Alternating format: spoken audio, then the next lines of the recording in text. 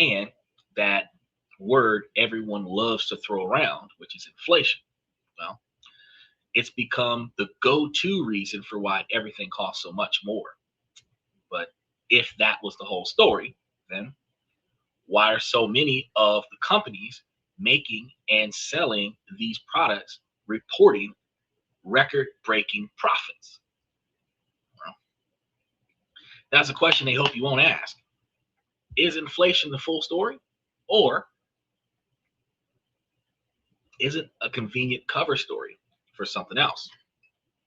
In tonight's show, we're going to expose the real reason grocery costs so much. And this isn't just a boring economic lecture, it's a story of corporate greed, psychological tricks, and hidden strategies designed to pull more money from your pocket without you even noticing. And it's a story they'd rather you not hear. So we're going to peel back the labels and we're going to show you exactly what's going on. And we're going to be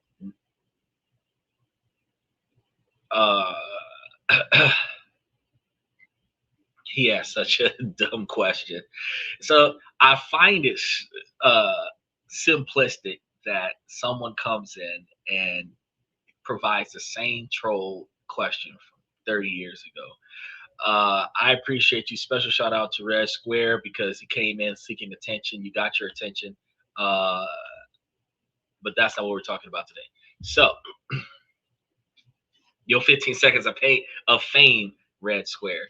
Um, so, after we start giving you guys the full rundown of what's really going on, you'll be able to understand the game, and you'll be able to take the first steps in working on how you stop losing this game. So let's start with what we all know and feel. Prices are high. They are stubbornly, painfully high, and they aren't coming back down. That's never going to happen. That's the most brutal truth to accept. So the period of rapid inflation we all lived through has effectively reset the entire system. Between early 2020 and the end of 2023, the price of groceries, the food you buy and eat at home, skyrocketed by over 25%. And that's not a temporary spike. It is a new, much higher baseline. And while the rate of increase has slowed, the prices themselves have locked in at this painful new level. So to put it into perspective, let's look at the recent numbers. The overall consumer price index, which is the big picture measure of inflation, rose 2.7% from December of 24 to December of 25. But food prices climbed even faster, raising 3.1% over that same year. Now, let's break that down because where you eat makes a big difference. The price of food away from home, think restaurants and takeout, jumped by 4.1%. But even the food you buy at the grocery store, what expert called food at home, still got a 2.4%, much more expensive. This trend isn't stopping, though it is changing shape. The U.S. Department of Agriculture predicts that overall food prices will increase another 3% in 2026. But here's the interesting part. They expect grocery store prices to raise more slowly at about 1.7%, while restaurant prices are forecast to jump by a whopping 4.6%, which ultimately means that you're going to be going out to eat more than you stay at home. And that's going to tell us two things. First, the pressure on your wallet isn't going away. And second, the forces driving these increases are complex. Now, we also understand, y'all, that with 4.6% rise in eating out, we understand that a lot of that's going to come from socialization, because we went from COVID, everybody stay in the house, to now everybody can get out of the house. Dating, trying to find a mate. We're out, at least the guys are out paying a bunch of money to find that special somebody. And we find ourselves in a position where the people that we are going out and dating are being allowed to choose, no limit to the quantity of stuff that they're buying, so that we can entertain them. Now, I have a personal objection to that, but that's for another show. However, if you think about 4.6% increase, for those of you that actually go out and date on a regular basis, you guys are eating out, restaurants, this, that, and third. Think about how much money you spend per month on dating, on eating out, on hanging out with the broskies, and then add 4% to that. So if you're spending $200 a night every weekend, you're spending $300. You're looking at 4.6% increase on that. You might be getting closer to $310 or $320. Not that much, but if that's per month, you went from $3,000 on, oh, well, for 10 months it'd be like $3,000, but let's say that you're looking at about $3,600 a month, getting an increase of almost an extra $50 to $100 a year. And you think to yourself, that's not a lot. That's not a lot. Well, that's just your food. That's not your alcohol. That's not your cigarettes. That's not your weed. That's not your rolling papers. That's not your tobacco products. That's not your ammunition for your NRA guys. That's just your food. So special shout out to Battle Zone. I appreciate you coming through. So that is another dynamic that nobody really thinks about, where not a lot of people are spending a lot of time at the house. So when I told you, look at that 1.7% increase over the next 12 months, and when I give you first date, make a meal at the house so that y'all got leftovers that'll last y'all for a few days, y'all might spend $100 on dinner for tonight, pack up what y'all don't eat into Tupperware, and y'all can have that same dinner 3 or 4 more nights out of the week. Where $100 might get you 7 meals. Y'all didn't think about that until I brought it up, right? So what is the official story that we're being told as it pertains to this price hike? Well, we're hearing a lot about the lingering effects of the pandemic and how it totally disrupted the global supply chain, creating massive bottleneck. And you know, when it creates massive bottleneck, what happens is that the demand is restricted in certain areas, and while the supply is restricted in certain areas, and the demand is consistent in all areas. And when the supply is restricted in certain areas, that increases the price. That's what bottlenecking is going to do, because everybody needs it or wants it at least, but not a lot of people can get to it, and that actually creates something different. Oh, thank you. That's a lot more appropriate than the other person asking about the Matrix. He says, yes, sir, you look very handsome. I really appreciate you. Special shout out to Power Grasp. So we've got Power Grasp, we have Battle Zone, and we have Steve. Steve watches videos. I just realized for so long. And then special shout out for Steven from Twitter. So, and Danny Steffen or Red Void from Twitch, and Michael, who's lingering. I see you, Michael, just popped in.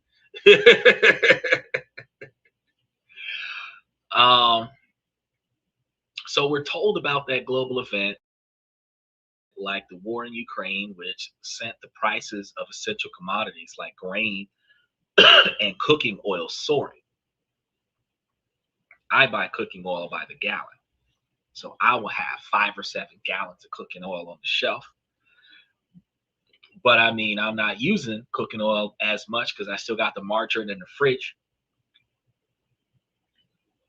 And I thought I was going to be cooking once a week. No, once or twice a month. Still eat at the house, but a lot of the stuff is microwavable because I don't have a lot of free time. So while that cooking oil is going to hit, it's not going to hit me as much as somebody who deep fries and stir fries on a regular basis. Now, we're also going to hear things about domestic crises like outbreaks of avian flu that devastated poultry farms and sent egg prices into the stratosphere, or droughts that shrunk cattle herds, making beef dramatically more expensive. We hear these things on the news and we accept it. Then there are the rising costs of doing business. That's always going to happen. Labor shortages have led to higher wages.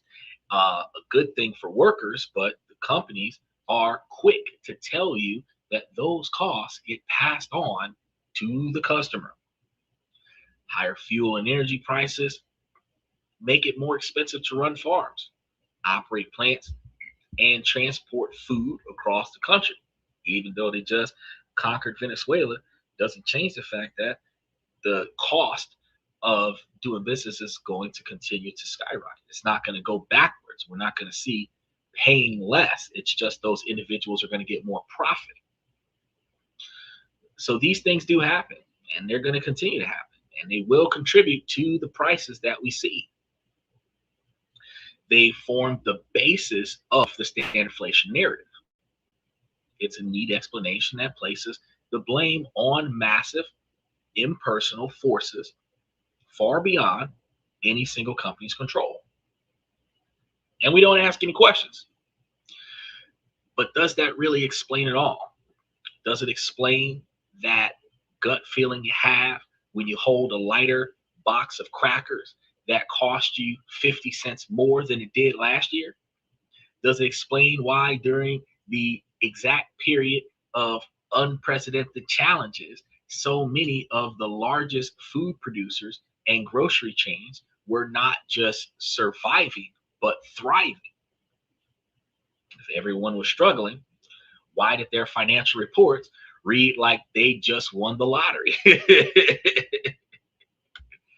Yes, yes, sir. Oh, it gets better than that. A lot of people are learning about shrinkflation, but there's also greedflation too. And we're going to be getting into that today. We're going to be getting into shrinkflation. And I might restate it a second time, but for those of you that don't understand what shrinkflation is that they will give you a food product at a certain portion. You get used to the product at the certain price. Then what they do is they shrink the product at that price. You accept the product size at that price. They will offer you a family size portion, same product, where it goes back to the way it used to be, but they're going to charge you a larger price for it.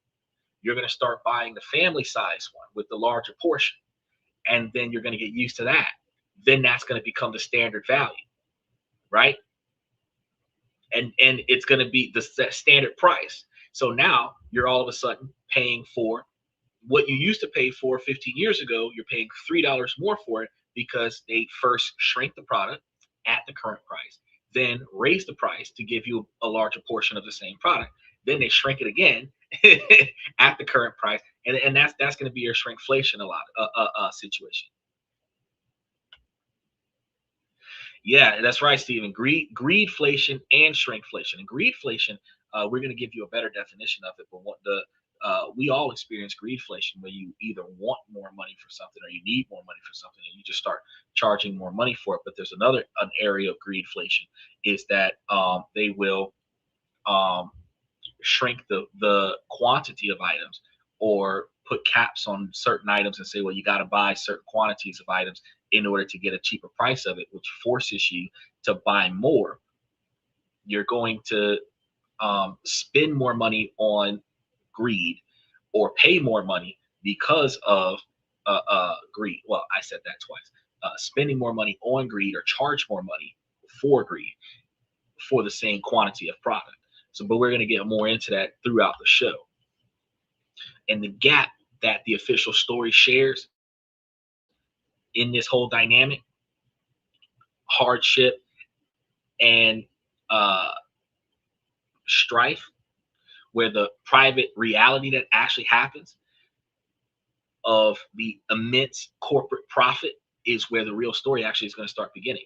So that while they tell you that we're all on hard times, they're not on hard times.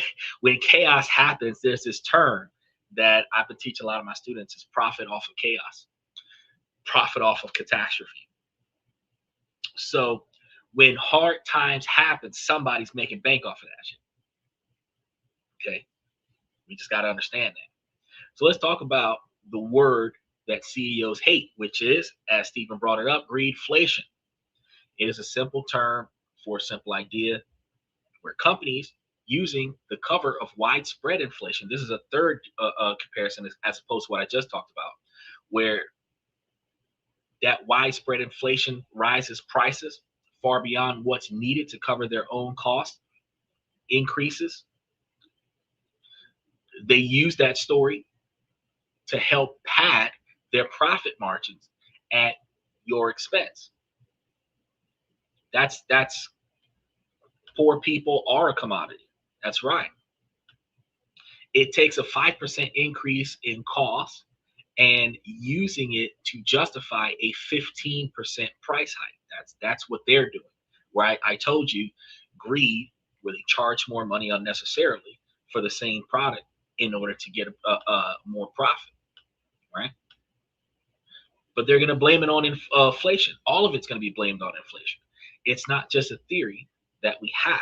It's actually data. One of the more revealing analysis comes from the Economic Policy Institute. They broke down what was driving prices in corporate sectors. Historically, from 1979 to 2019, corporate profit accounted for just over 11% of price growth, while labor costs were the biggest drivers.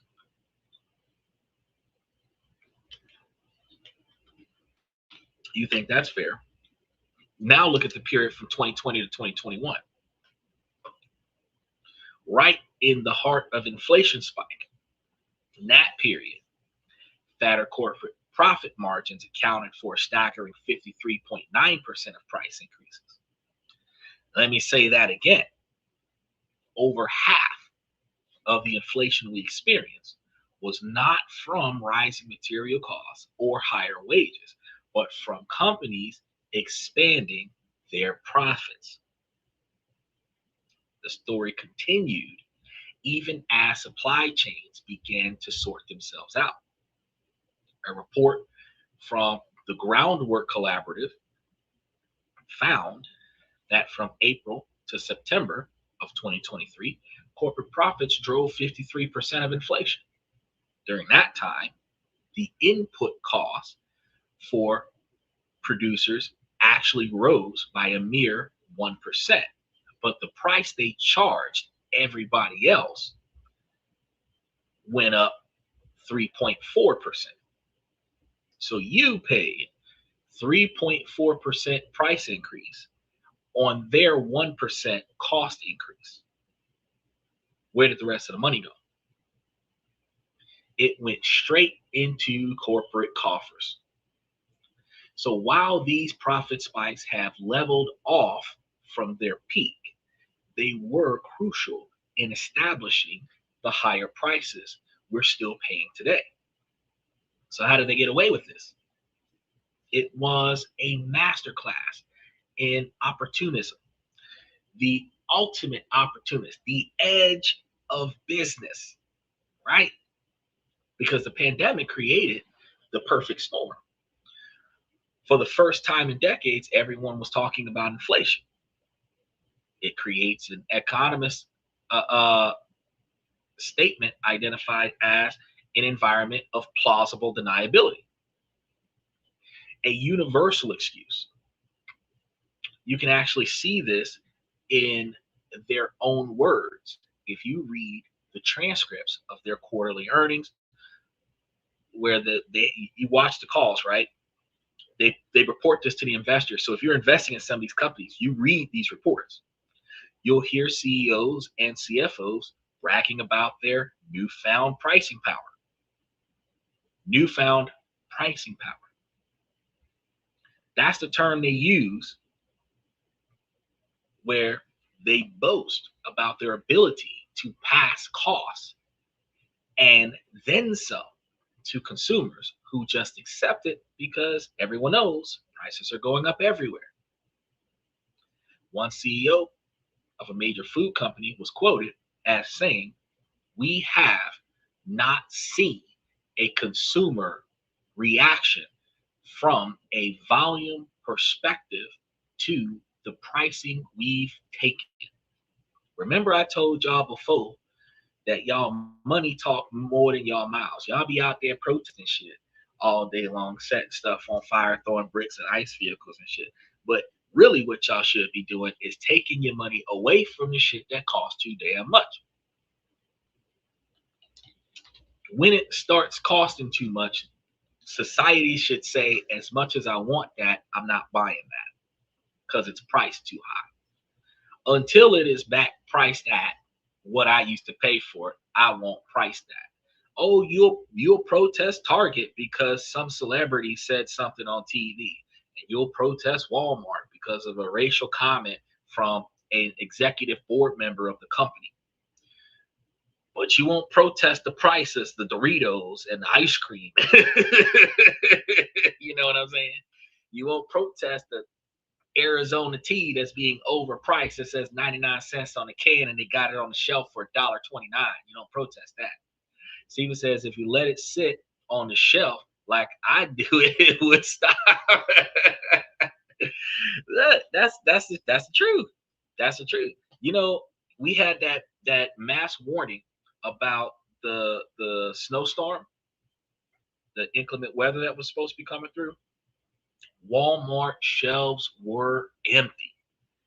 Every time there's a natural disaster that's reported on the news, everybody rush out there and they buy a bunch of stuff that would not survive a power outage. And I asked myself, why would you, knowing that you could be in a situation with no way to cook your meat, are you going to now buy 15 or 20 pounds of meat, 75 to 100 pounds of meat, 15 or 20 shells of meat?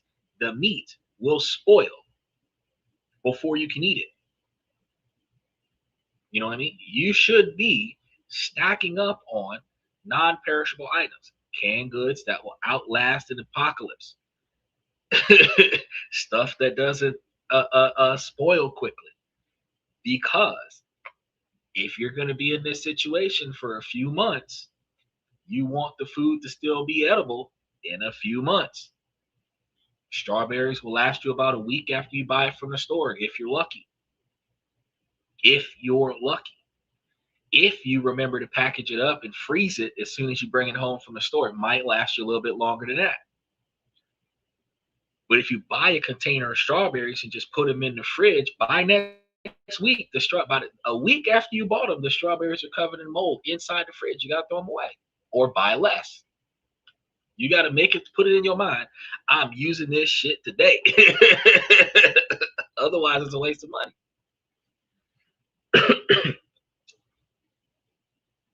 And this is what corporate investors are going to speak about. Another thing they're going to say is, we've raised prices and people keep buying, so we're going to keep raising the price. This is what corporate officers are saying in their budget meetings to their shareholders. You were a shareholder, you would have known. Not a lot of us invest in the things that'll put money back into our pockets. MRE meals ready to eat or meals rejected by everyone else.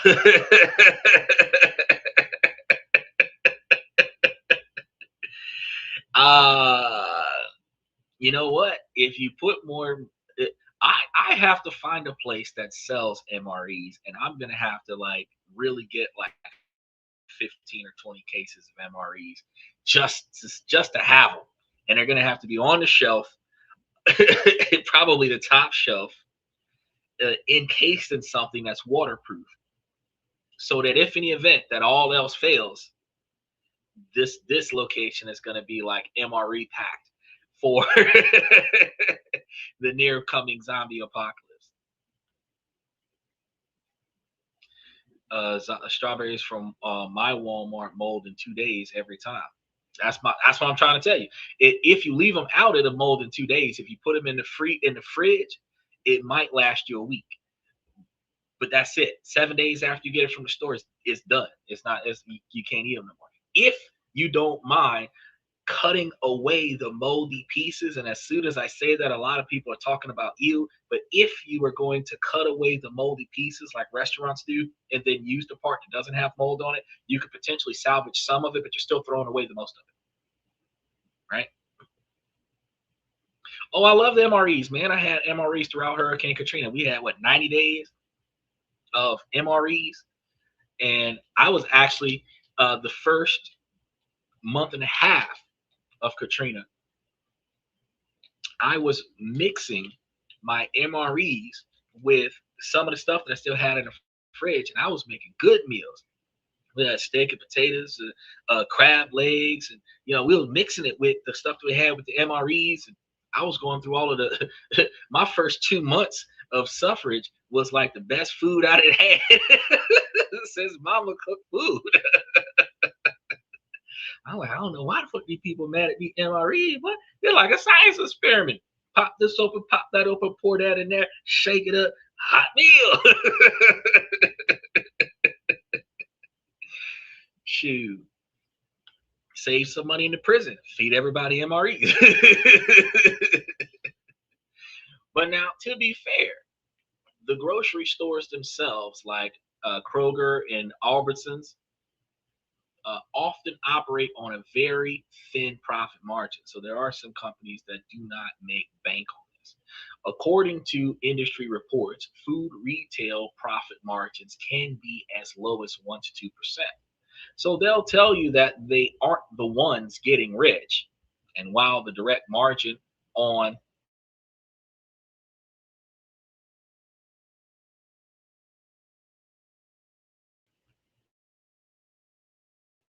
it obvious mission concentrated upstream with the massive multi. Hold on a second. Usually 3%. Look, I seen the whole screen flicker. I'm like, what the hell? I gotta sit here and make sure that we still on here. Uh, so what I was saying was, the bigger profits are concentrated upstream with the massive uh, multinational corporations that produce the food. He said usually 3%. Now, the giant packaged goods companies that own dozens of brands that you see in every aisle, companies like Nestle and General Mills, operate with much healthier profit margins, often in the 10 to 15% range or even higher. These are companies with the national brands that everybody know and love, and they have the price power to purchase through increases. So the grocery stores themselves is just the financial stop where the price hike is passed on to you, not necessarily. Special shout out to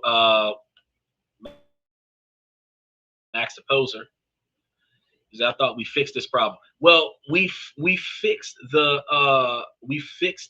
computer problem. The snow that came through broke the towers, not the transformers on the towers, and now they're servicing some stuff, and we get this flicker thing that happens on a podcast right now because they've been trying to get stuff taken care of with that. And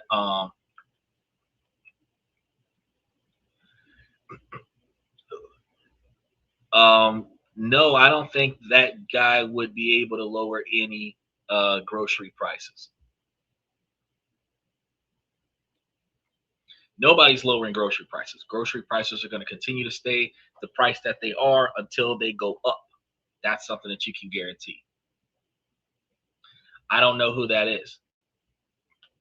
So when you hear that inflation is the reason for your pain at the checkout station, you need to ask, whose inflation is it?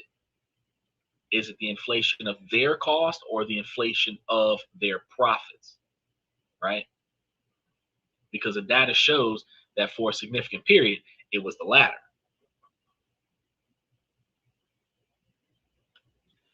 Uh, I don't know who that is, so I can. Okay, so I don't vote for presidents for the sake of who the person is. I look at the policies that they represent, and I decide if that's going to be the policies that's going to run my paycheck for the next 4 years. Okay, and to be honest with you, um, in the last particular campaign, my vote would have been on the $1 million for the last generation of individuals that were impacted by the slave trade thing, because since I have an immediate relative that was born in 56, everybody up until 1965 would have got $1 million, which means that I would have been directly related to a recipient of that $1 million. So I don't give a damn what the policy would have been for that person, for the person that got put into office. I know that 8 generations removed would have been 1965, and anybody after 1965 would not have gotten it. Anybody after 1965 means I personally wouldn't get it, but I'm related to somebody that was born in 1956 and they would have qualified for it. And being a power of attorney over their assets, that person would have got $1 million that I would have benefited from. So I would have voted in the direction of getting that $1 million, because if that person would have got put into office, even though the rest of the policies sucked,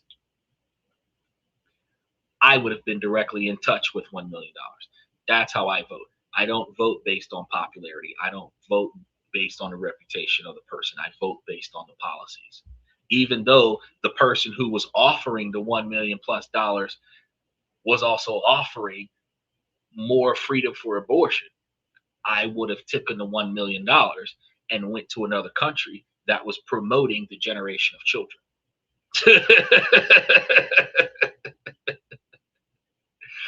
Because you can't get everything that you want in life.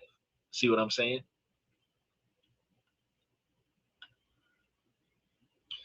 Uh, grow our only apples, grapes, pears, 6 chickens for me eggs, some raised for some meat.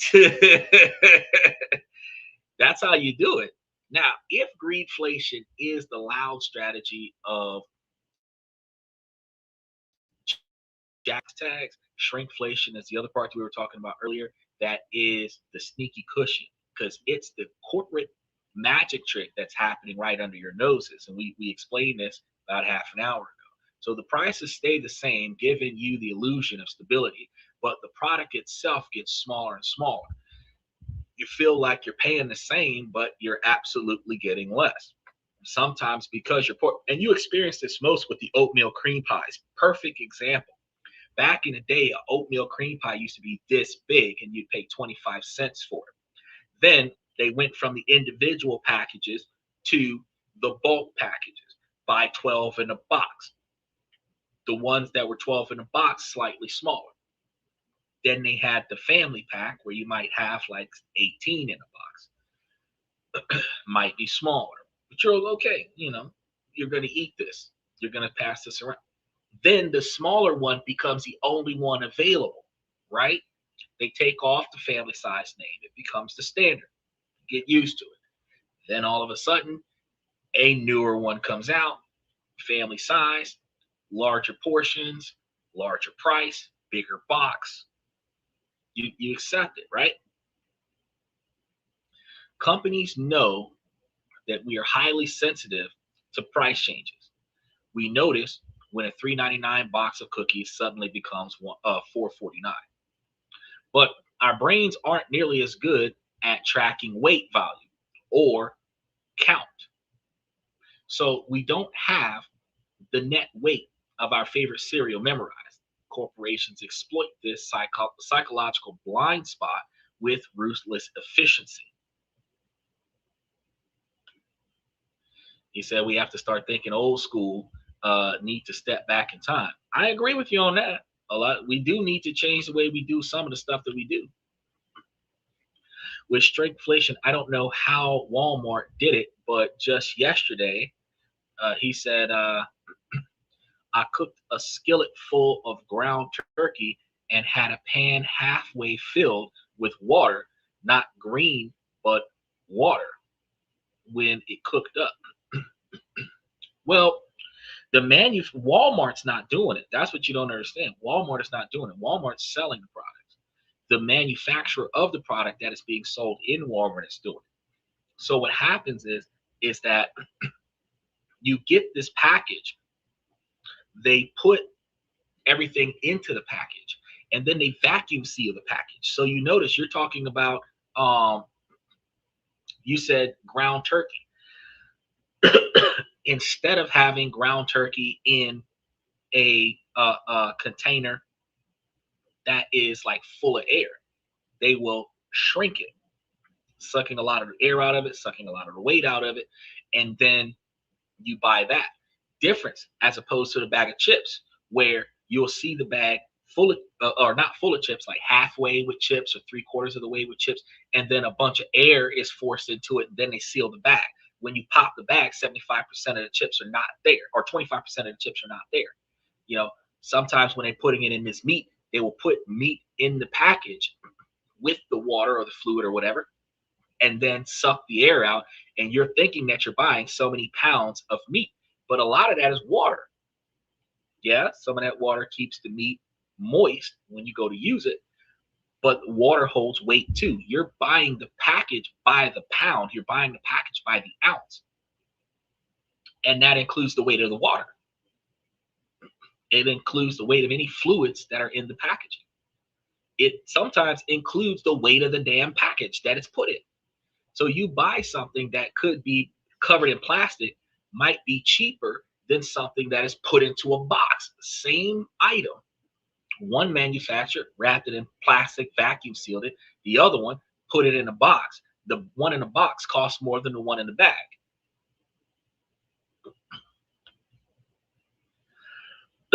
He said, most people are dependent on others for food. Food can be used as control, and it can be used as profits. Not grease. That's right. Not grease. But grease is fat. It's not grease. It's water. Terrible, right? Adding water to the meat products. Yep. I noticed that myself too. Look, this isn't a conspiracy, y'all. This is what's going on. I bought a big bag of nacho cheese chips. And when I opened the bag, there was a block of cheese. Still ate the chips. I would have brought that back to the stove. Like, what do you mean? I did not order cheese. I ordered chips. But they'll get you. But the evidence is going to be everywhere, y'all. Paper products are a classic offender of this. A roll of paper towels might go from 98 sheets to 86 sheets. Your toilet paper, the packaging for your toilet paper, might still say 12 rolls, but the sheet count per roll has quietly dropped. The snack aisle is even worse.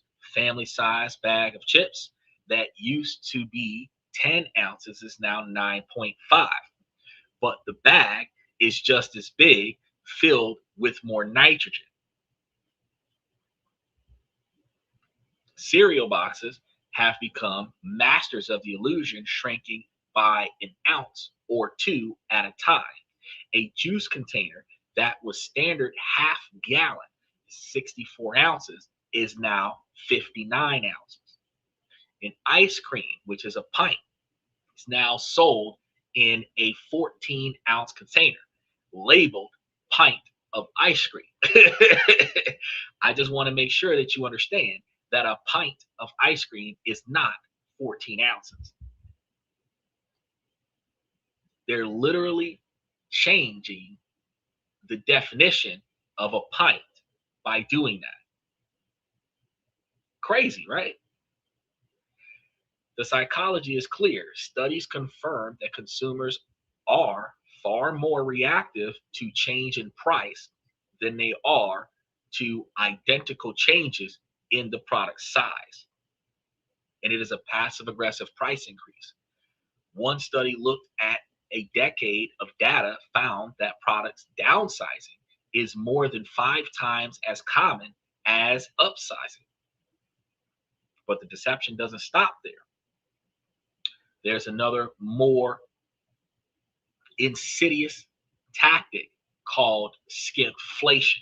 We're going to get into that one in just a second. Is that toilet paper almost $8 a roll of 6? And you find yourself in these situations where you try to go and buy like 8 or 10 bundles and put them in the house so that you don't need no more toilet paper for the rest of the year. Next time you go back to the store to go buy toilet paper, you forgot how much it costs to buy toilet paper. You forgot what you had. You forgot how many sheets per wipe you use. All you know is that you have not bought toilet paper in almost a year and you are down to your last roll. Time to go buy 10 or 15 bundles of toilet paper and stick them in your house. You're just going to get the cheapest one or the most comfortable one and accept the price, whichever direction that you go.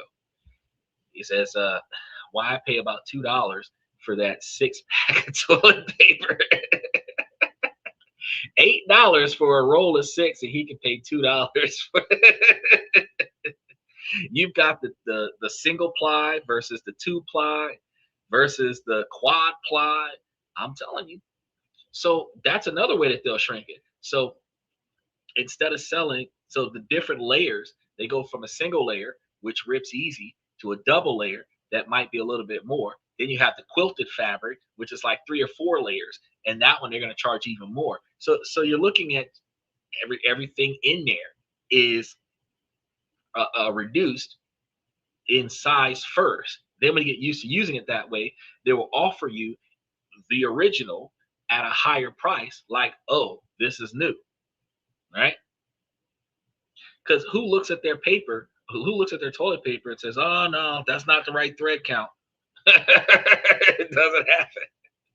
Now, with shrinkflation, this is when the company doesn't change the price or the size, but instead secretly degrades the quality of the ingredients to save money. So your favorite yogurt might start using cheaper fillers and less real fruit. That ice cream might reduce the amount of real cream, forcing it to legally be relabeled from ice cream to a frozen dairy dessert, right? And that chocolate bar might swap out some of its cocoa butter for cheaper vegetable oil, changing its taste from what you used to and what you love to something else.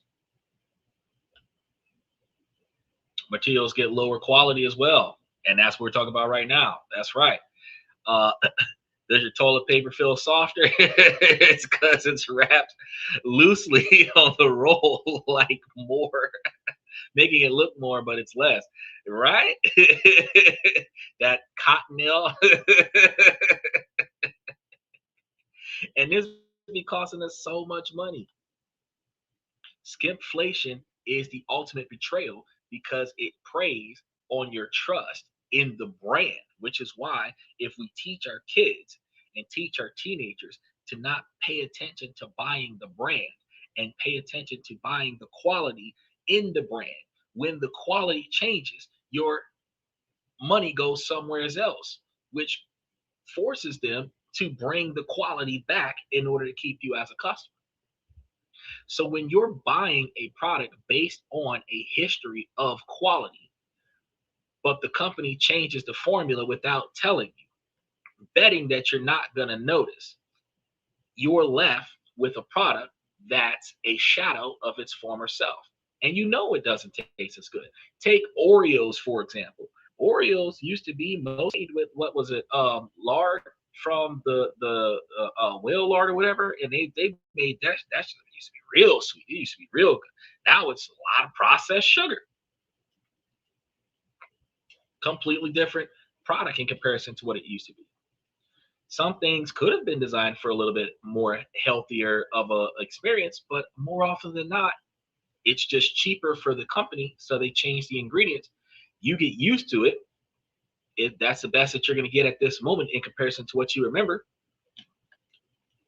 and you pay for what you can get, the convenience of what you can get. They prey on ignorance, which is why we teach you guys to focus more on learning.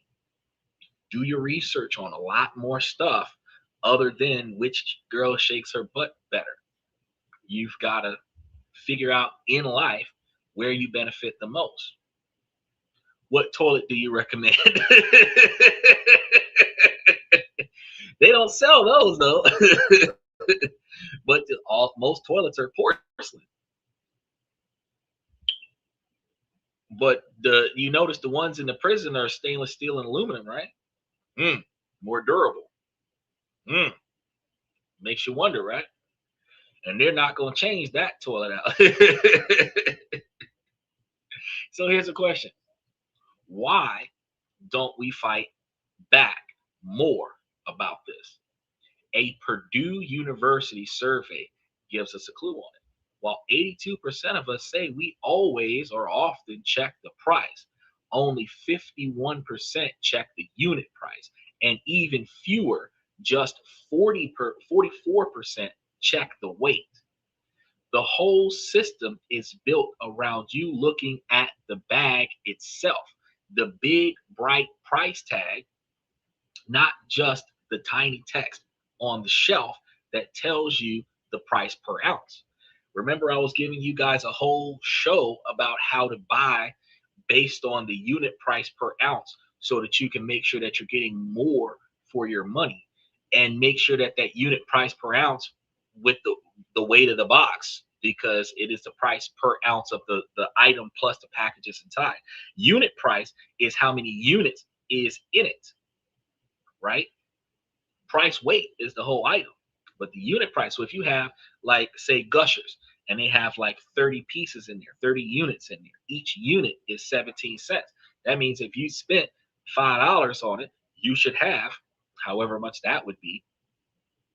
If I did better math, because I'm not going to crunch the numbers on that. If I said that you had a $1.70 and you're paying 17 cents a piece, then you probably have like 10 of them in there, right? So if it was a $17 box, you should have 100 pieces in there, right? If there ain't 100 pieces in there, you got a problem. The ultimate production betrayal was when Hot Pockets took out the crisper sleeve and told us to use an air fryer.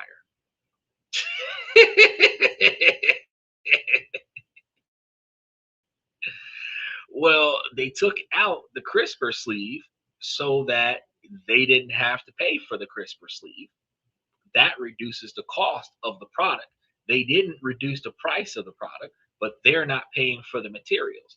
Now they just, Hot Pockets, they just put the thing in there in the clear plastic packaging, and you got to figure it out yourself.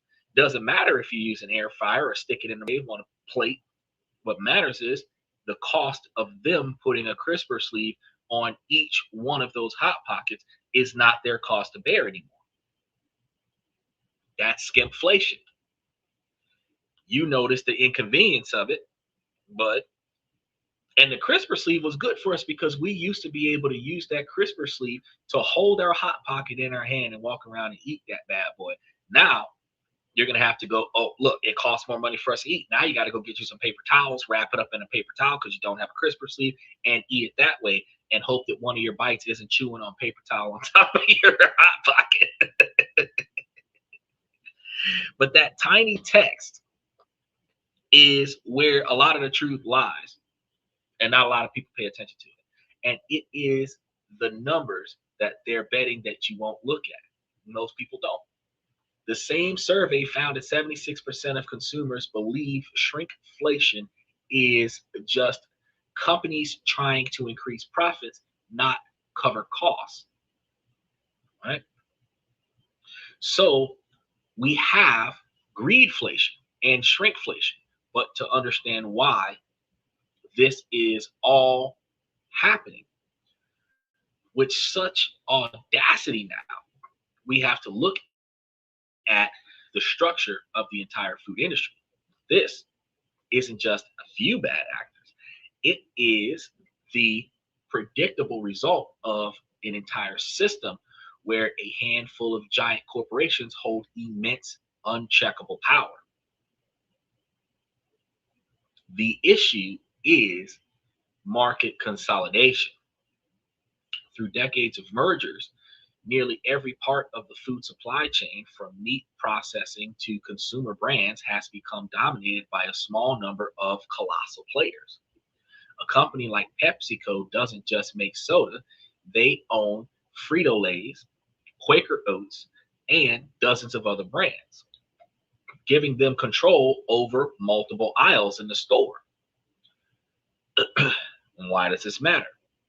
Because a lack of competition kills price wars. 50cc oil, 2-cycle, is about $5 per bottle, while a pint is 5 times the value, and it costs is $9.99. Wow. So if you bought 10 single bottles, it would cost you $50. But if you bought the pint, you would only pay $10.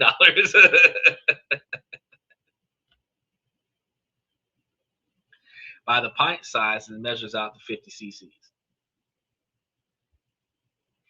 So ultimately, the way things work, the way the packaging works, the more you buy, the bigger the quantity that you buy, the less money you spend.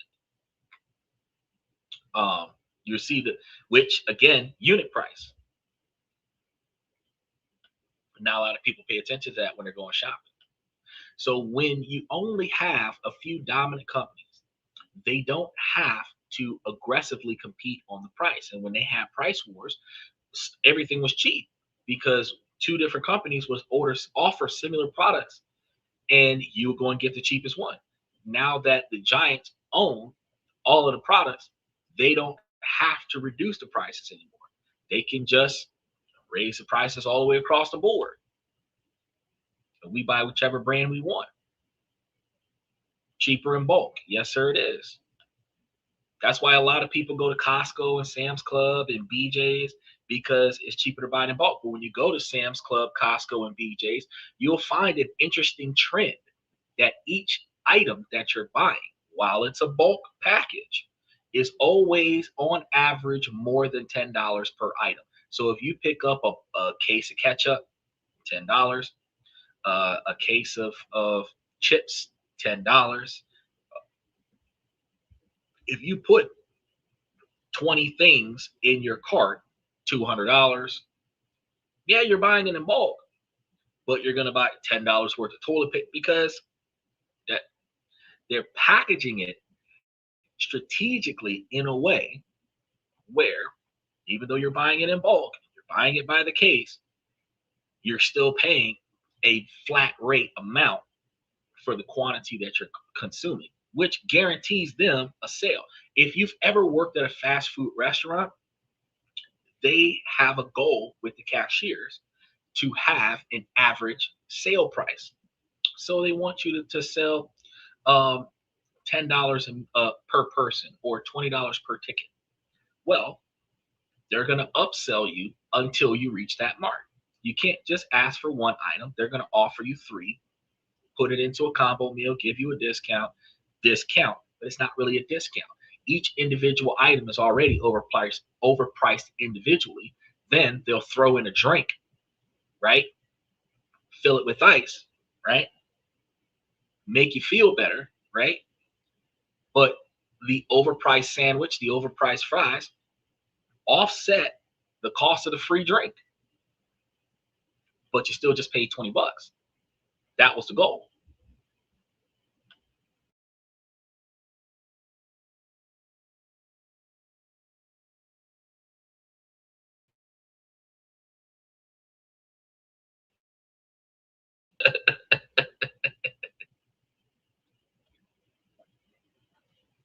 He said ketchup is ketchup, so don't think the name is on the label. He ain't lying about that. Hunt's is the same as a general ketchup brand. You know what I mean? It does not matter which brand. But if you think about you only buy General Mills, you're going to spend more money because it says General Mills on the container when the great value right next to it, same quality, or General Mills might actually be more quality because they're not going to reduce because it save money already, and great value will give you just as much ketchup. It's not like your taste buds are gonna melt because you went and got the store brand. You know what I mean? Then most of these products come from the same factory. They do, and that's what we call white label. So what happens is when it comes from the factory, the product comes from the factory. White label means there's no brand on it. Then you send it to a brand to get labeled, and then it goes to the shelf. So you might have 3 different brands on the exact same item, same quality, but the prestige of the brand dictates the price, right? Then you got the store bought, no brand, no name brand, cheaper because you're not paying for a brand. He's a Honda generator versus a Predator. Exactly. I'll take the Predator generator off your hands for you. I agree. I agree. I'll take the Predator generator. I'll take it because a generator is a generator. A lot of the times, it's a motor that produces electricity and burns gas. Until you show me one that costs less gas to operate, that uh, uh, produces more electricity for the same quantity of gas, where you're looking at the specs of the generator is a better performing generator, then I'll probably buy one because it's a better performing generator. But when you start talking about they're all going to produce the same quantity of power and take the same quantity of gas to utilize and has the same quantity of maintenance, one versus the other doesn't really matter. Whichever one is on the shelf when you're rushing to the store to buy a backup generator right before the hurricane, right?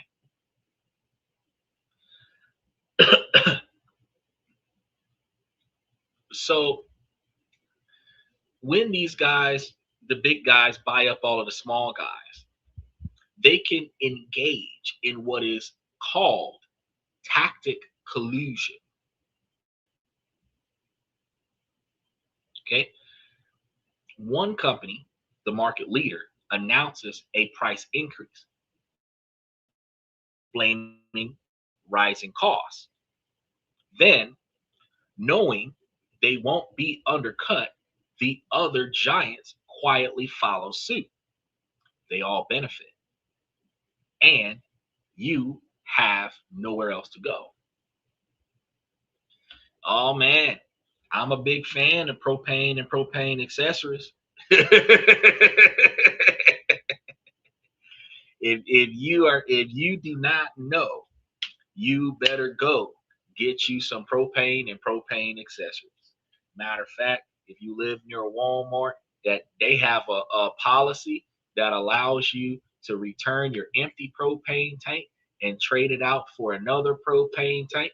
But you ain't gotta go through the effort of refilling that propane tank, and then you can just bring it on back to the house and tap it out. Now, you can also get the little mini propane, refillable propane tanks.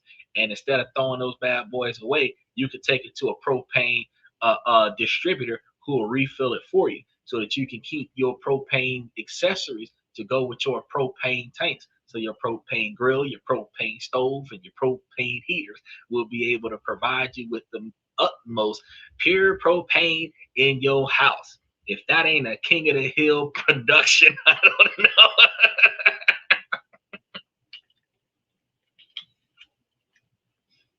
Hank Hill and his propane, well, I tell you.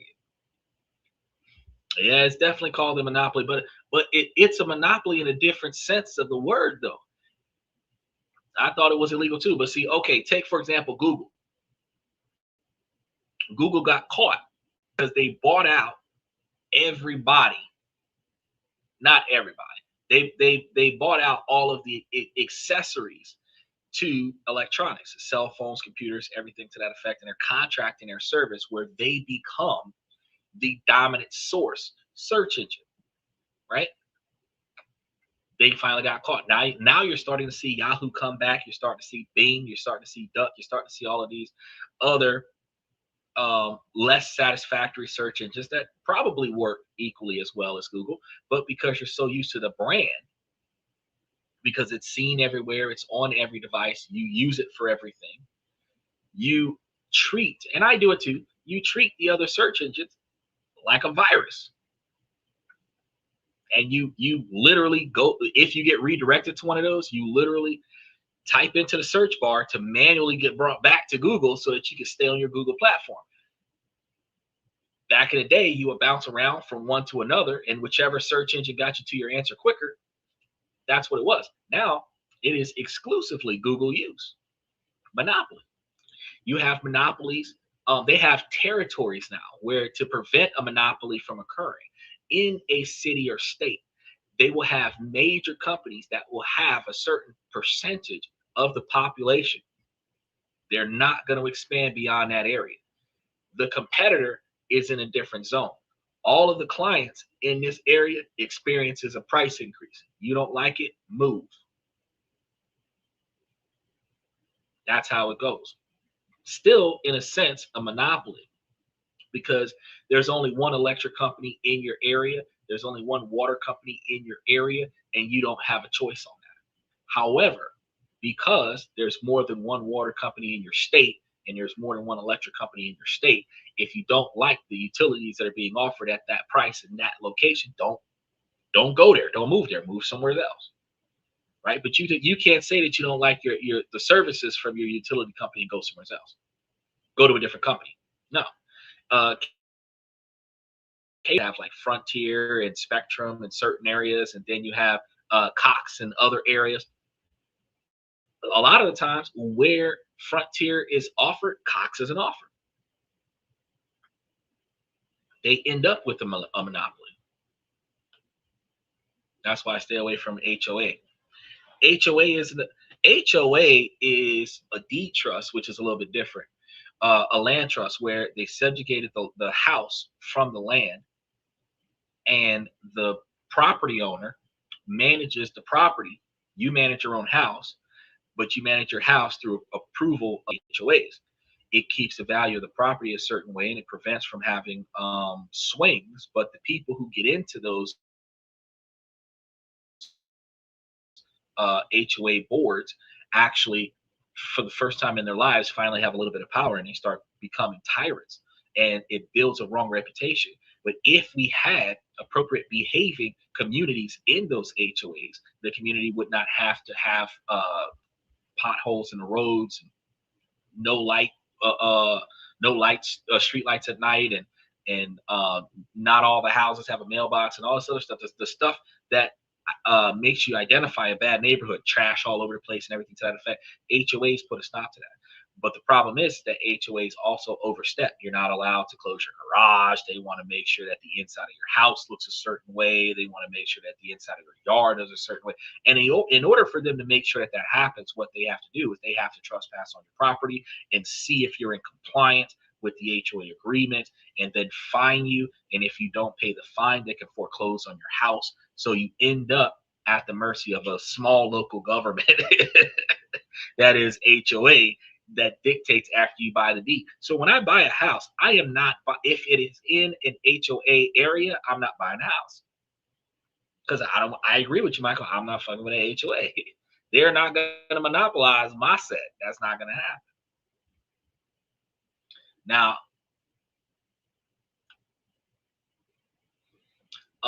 when these guys all work together to bring these prices up, their profits are going to rise simply because they can get away with it. Because the competitor, when you raise it, think about this.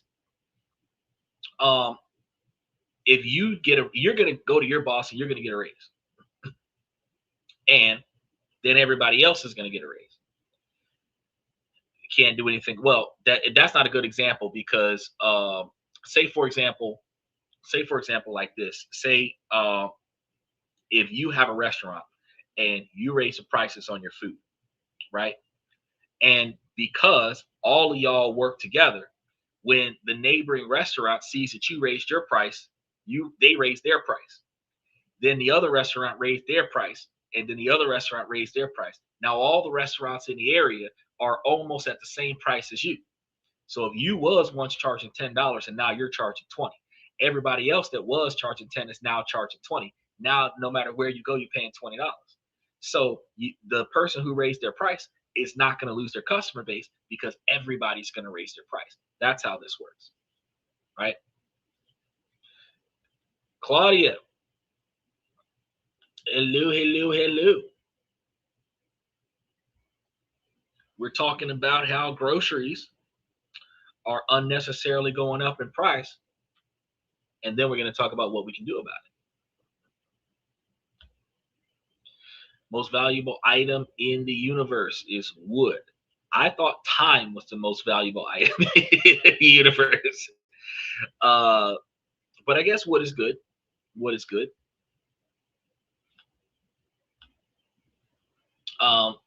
This concentration of power that happens from everybody working together creates the perfect environment for the greenflation, the greedflation, which is when the companies charge extra money unnecessarily just to line their pockets for profits. I spent $20 a day on groceries. I spent 35. No, 37.98. And all I did was buy a couple boxes of Hot Pockets and some oatmeal cream pies. $35. I'm like, this shit gonna last us for the next month and a half.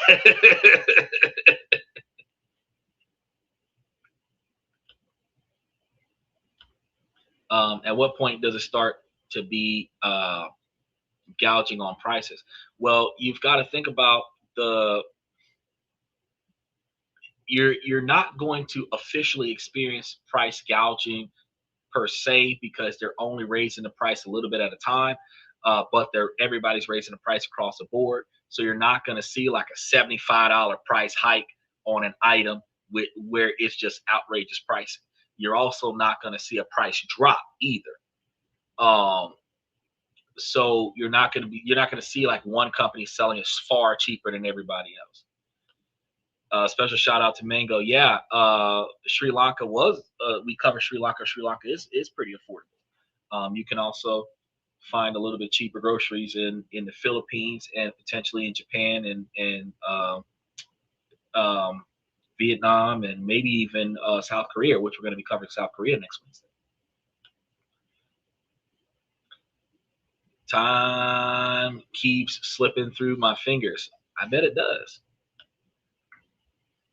Just get groceries from the farm. It's not always that easy though, because there's certain farmers markets that have certain items, and then the quality of the items is going to be based on when they picked it versus how soon you get to it from the time they pick it. Not everybody's going to the farm. We're getting the convenience of getting it from to the farm, and we got to pay the cost for convenience. That's horrible. Shit, yeah, it was horrible for me.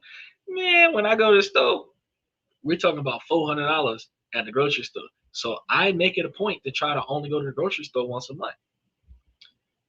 However, I have found it beneficial that I have been following my own methods with budgeting and rearranging things. And now I have enough groceries to last me for 2 or 3 months for the same quantity of $400 that I went to the store to go buy.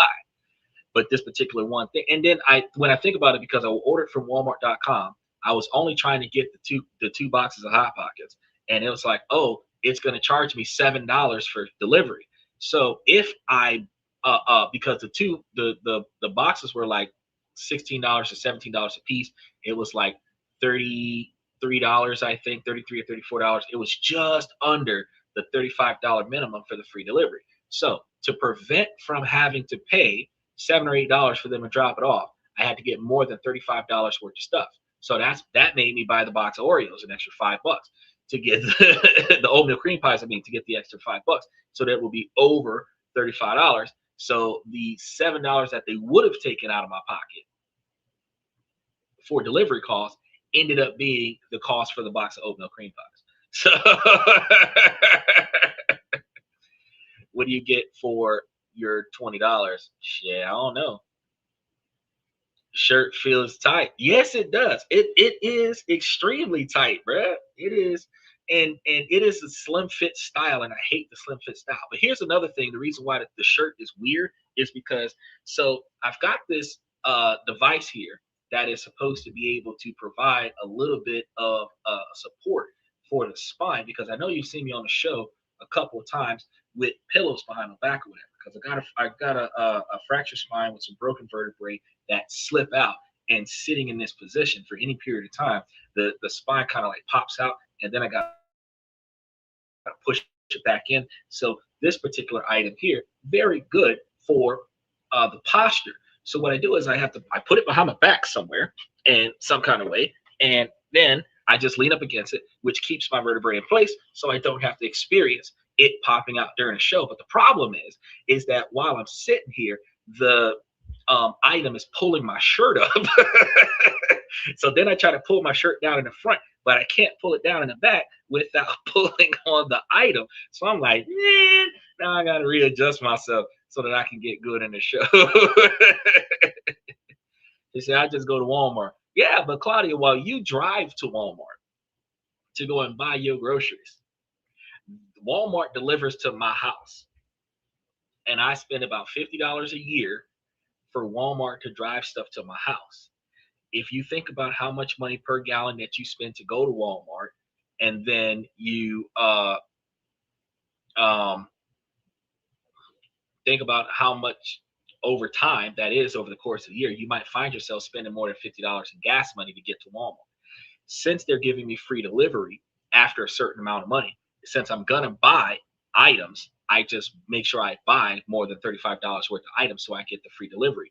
And that gives me the benefit of not having to go to the grocery store, not spend 2 hours of my day at Walmart, plus a trip to and from Walmart. So you spent 20, I spent 35.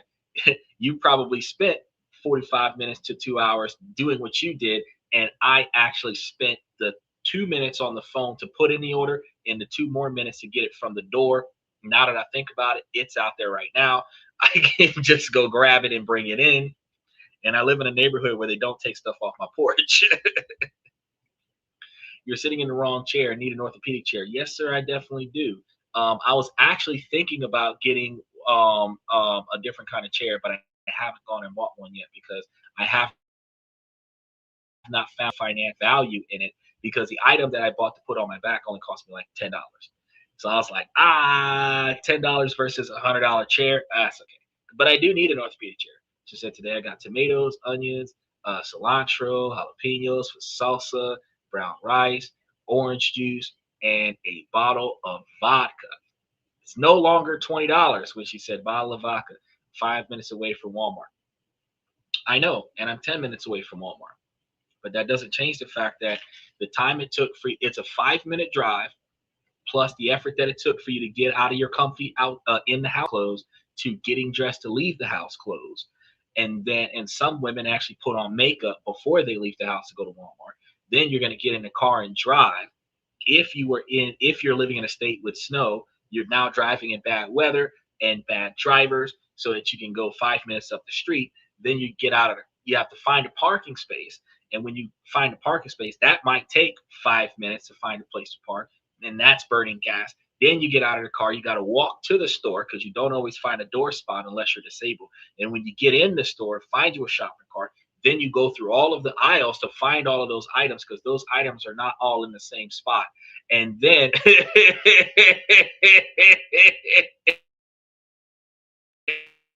oh no, I'm gonna tell you like it is. Then when you finally, and they do that on purpose, they spread the stuff out so that you can buy more stuff along the way because people typically impulse buy. So you went there for certain stuff, you put certain things into your cart, and then you're going to pass by other stuff, and you're going to end up putting that in your cart too by the time you get to the store. Then when you get to the register, you're buying everything that you put into the cart. Then you're going to have to carry the cart back to the car, load the car up, move the shopping cart, and this is all of the stuff I miss out on by having them delivered to my house. Then you drive it back to the house, park your car, take everything out of your car, hope to God you don't have stairs, bring everything into your house, and then unload your stuff. So while the drive to the store is only 5 minutes, you still can clock 1 to 2 hours for your journey from the time you got out of bed to go to the store till the time you unloaded the groceries into the fridge and went back to bed. You probably spent 2, maybe 2.5 hours, where I put in almost 5 minutes. To spend $35 at Walmart is easy, and the delivery is free. Yeah, I would have delivery too. That's what I'm saying. That's why I do delivery. That's why I do delivery. So the cost for gas and effort I pay for convenience. It's a $50 membership for Walmart.com, Walmart online to deliver. You download the app onto your phone. You pay for the membership. You get discounts on gas with the gas stations that they have, the Murphy gas stations they have outside of their stores. So it does help you there. And then you also have the ability to when you're buying online, certain items that you're looking at have manufacturer rebate prices where they give you like $1 or so back every time you buy something. Oh yeah, I go and grab stuff. I go and grab stuff. And with Walmart.com, depending on what kind of food assistance card that you have, they have opportunities where you can add your food assistance card on there. So if you got an EBT card or something like that, you can just add that on there, buy your groceries off your food stamp card, and then pay for everything else with cash. And the only thing that they don't allow you to do off of the app is alcohol. You can buy it online. They'll hold it for you at the store, but you got to go and pick it up and show your ID. But everything else, oh yeah, they'll do it. So you would have left your house to go to Walmart to buy the bottle of vodka, but everything else would have been delivered. He said, I love going to the zoo.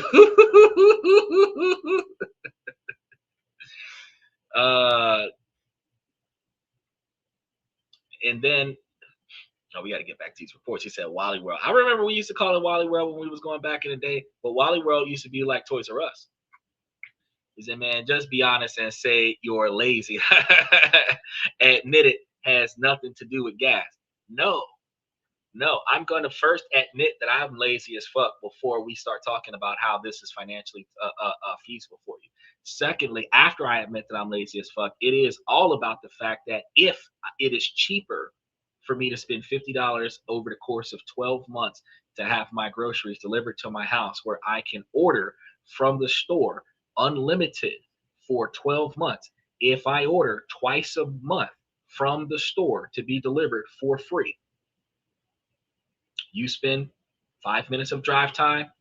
You might use $1 to $2 of gas each time you drive the car. You're doing that twice a month. You start using $5 of gas to go to and from the Walmart round trip, plus getting stuck in traffic, plus looking for parking, blah, blah, blah, blah, blah. You multiply that $5 of gas a month going to and from Walmart times 10 months. That's $50. You still got 2 more months of the year, and my delivery is free. So that gives me the other $10. You would be spending basically $60 a year on gas at the cheapest to go to and from your 5-minute drive to Walmart round trip, and I would be spending $50 for delivery. And I don't go through the effort of going up and down stairs. I don't go through the effort of going out in bad weather. I can order it at 5 o'clock in the afternoon and get it dropped off before I get off the podcast. I can order it when I get off the podcast, get it dropped off on the beginning of the porch. So while, yes, I pay for the convenience of being lazy as fuck, at the end of the day, it's actually cheaper. Because while I'm snowed in, guess who's bringing groceries to my house? I am not going to shovel my car out of the snow to go to Walmart. I can leave it froze over until next week. Really, I can leave it froze over for the rest of the month because I work from home and everything gets shipped to the house. So I don't have to go anywhere. I'm actually wasting money on car insurance because I don't need to go anywhere. Claudia's right. That's why the shirt doesn't fit. But see, that's the thing. I'm 165 pounds, 5'6". This is a slim fit shirt. I'm not a big fan of it. The shirt does fit, but it is too tight. I am not the kind of guy that likes to flex my biceps under the shirt. You know, he needs to exercise. Helps the back. I do exercise. I walk the dog before and after the podcast every day. That's like 30 minutes of walking. He's gonna make me start exercising during the podcast. Is he wearing? Am I wearing pants? Look, I'm gonna show you the pants. I'm wearing pants. I am not in the podcast in my underwear. That would have been funny though if I would have instead of hearing some briefs, live podcast, button down shirt, sitting in my underwear. That would be good. I'm not an extrovert, but maybe I like have some human interactions. Maybe that's why I like going to the store. No, so the problem is that because I work overnight and the store is open during the daytime, in order for me to go to the store, I would honestly have to lose sleep. So it's more convenient for me based on my schedule to sleep all day and have groceries delivered while I'm sleeping and then work all night on a computer. That's one of the major reasons why I do it. Then because of the back injury, instead of me carrying a bunch of groceries in and out of the car, carrying groceries to and from the store, they can actually drop it off on my doorstep. And the 5 minutes it takes me to bring it into the house and put it into the fridge, it's less physical strain on my injury. So, outside of the fact that I'm extremely lazy, the fact is that I found more convenience to it because I get to save time and not have to do shopping. I just order what I want and get it delivered. I do like human interaction, but I also like because I used to work at a Waffle House. I used to be one of the night shift cooks. I also like my time. I find that when I wake up at 4 o'clock in the afternoon, that I don't have much day left.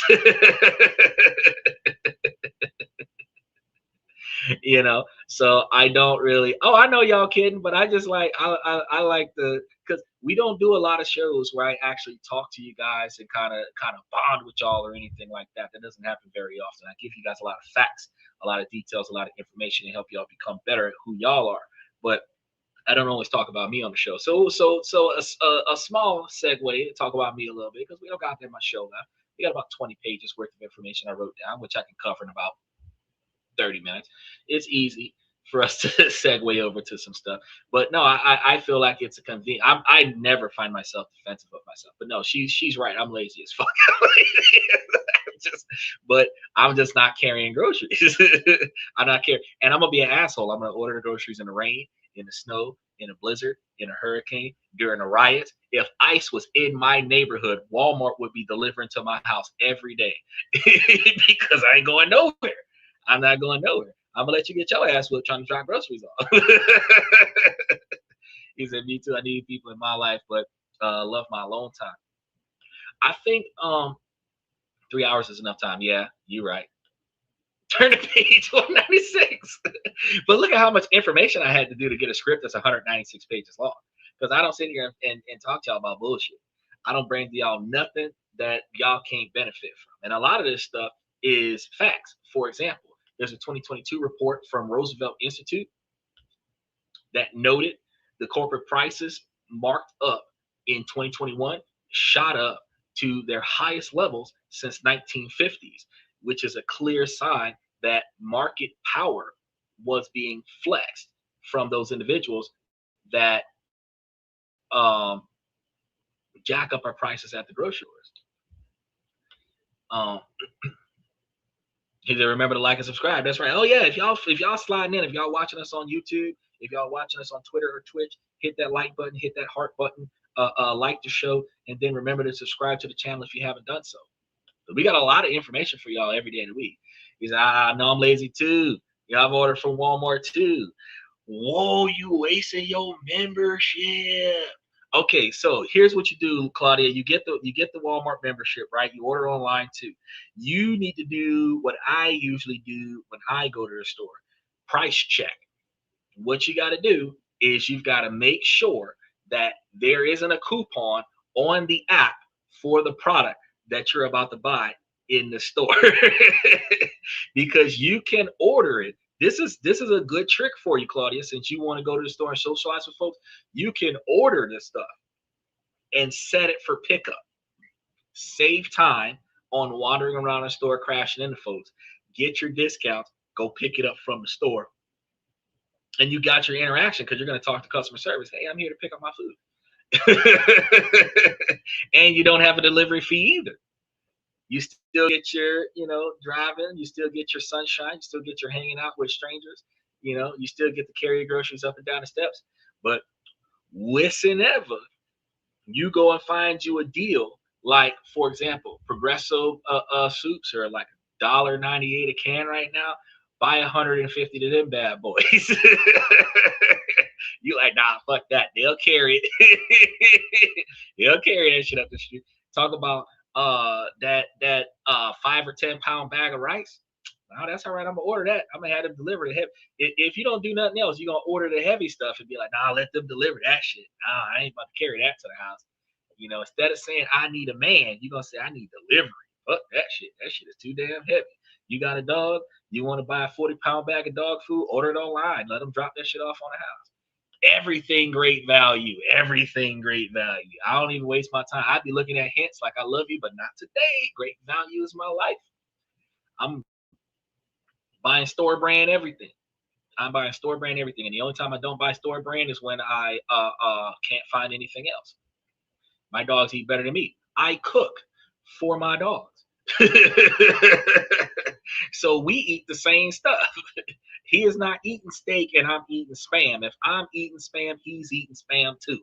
Dang it. And if he's eating steak, he better give me some of that. I be gosh dog if he gonna be eating steak and I'm gonna be eating ramen noodles. That is not happening. I'm gonna take his steak, chop it up, put it into my ramen noodles, make 2 plates and give him 1. That's how we doing this shit.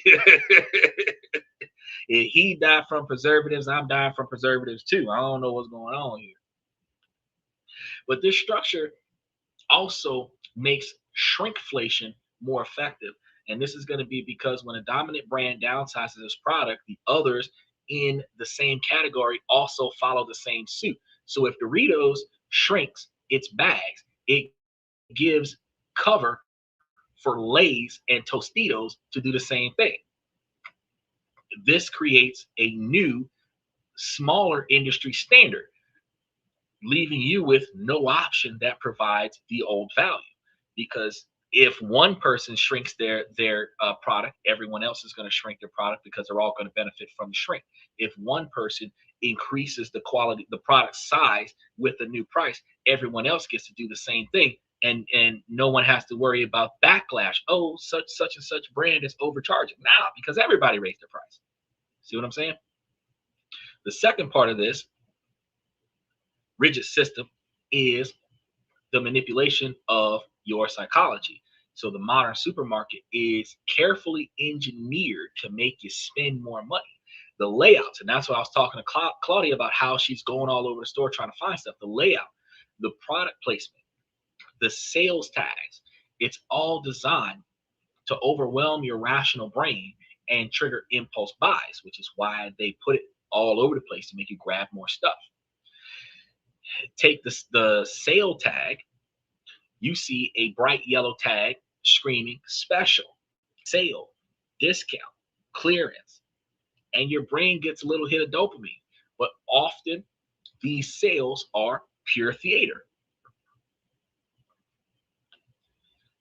He says, I was going to have a steak last night, but my chihuahua stole it and went under the bed with it. So I would have had hot dogs last night. It was cold last night, so I put them outside. It would have been a chili dog, then I brought it back in. I would have roasted them. Oh, but wait, I've got a large chunk of ground beef right here, I have made a cheeseburger. I could put it, dogs over there. My dogs don't eat my food. I raised them from small that you won't survive if you eat my food. I feed them enough where they are not hungry. I can leave food unattended in the same room as my dog and go somewhere else and come back, and my food will still be here. No sniffs, no licks, no drool, untouched, untampered with. Exact same quantity. He didn't take a piece out and run off with it. See what I'm saying? But if he wants some and I don't give him none and he hungry, oh yeah. As soon as he think I ain't paying attention, he diving right into it. So I make it a point to feed him first.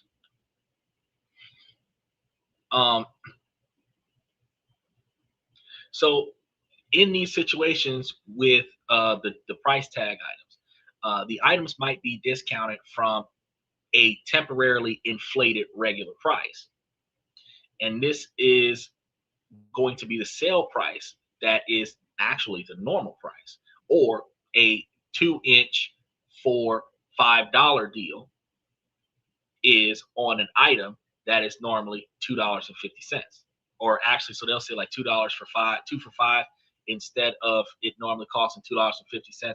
So instead of you buying each individual item for $2.50, they'll give you a 2 for 5 deal where you will buy 2 items for $5. Then what they'll do is they'll take the $2.50 item and raise it to $3. So now you're forced to buy the 2 for 5, offering zero savings on your individual purchases. These are all marketing strategies. Then they'll use confusing packaging like family size. We were talking about family size earlier to give the impression of savings. But if you calculate the unit price, you'll often find it's more expensive than the smaller version. They are constantly changing packages, designs, and not just for the marketing observation, but to disrupt your ability to make direct comparisons to the former. Remember back when chip bags used to be transparent? Now Doritos has a completely sealed bag. You can't see that the bag is half full. You know, that new sleeker bottle of dressing might look modern, but it's also probably holds half of an ounce less. It's a newer design. It looks cool, but the bulkier big bottle that you used to have had more stuff in it. It's like, oh, look, it looks like a model of skinny waist, blah, blah, blah. But that means that there's less in there. He says, I think Walmart trying to kill me. They always have the 2-liter bottles on the highest shelves, and I'm short. Sometimes I have to do shelf climbing or ask for a big person. Dude, you and I have the same issue. So I do it in the most inappropriate fashion. I will go to one of the dudes in the store and say, I need a man. Because as a man, I'm not supposed to ask a woman for this. I need a man. And he gonna look at me like you barking up the wrong rainbow tree. And I'm like, no, I need a man to mountain climb that fucking shelf and get all that shit off the top of the shelf, because I'm not climbing up there, right? And oh, I'm sorry, sir. And they'll go over there and go and climb up there and go and get it. But the fact that you had to go get stairs on wheels and roll it over there so that you could get up there means that it is out of my reach. And you know why they put that up there? Because the most expensive stuff that they want you to buy is at eye level. The stuff that they want you to get is eye level, right?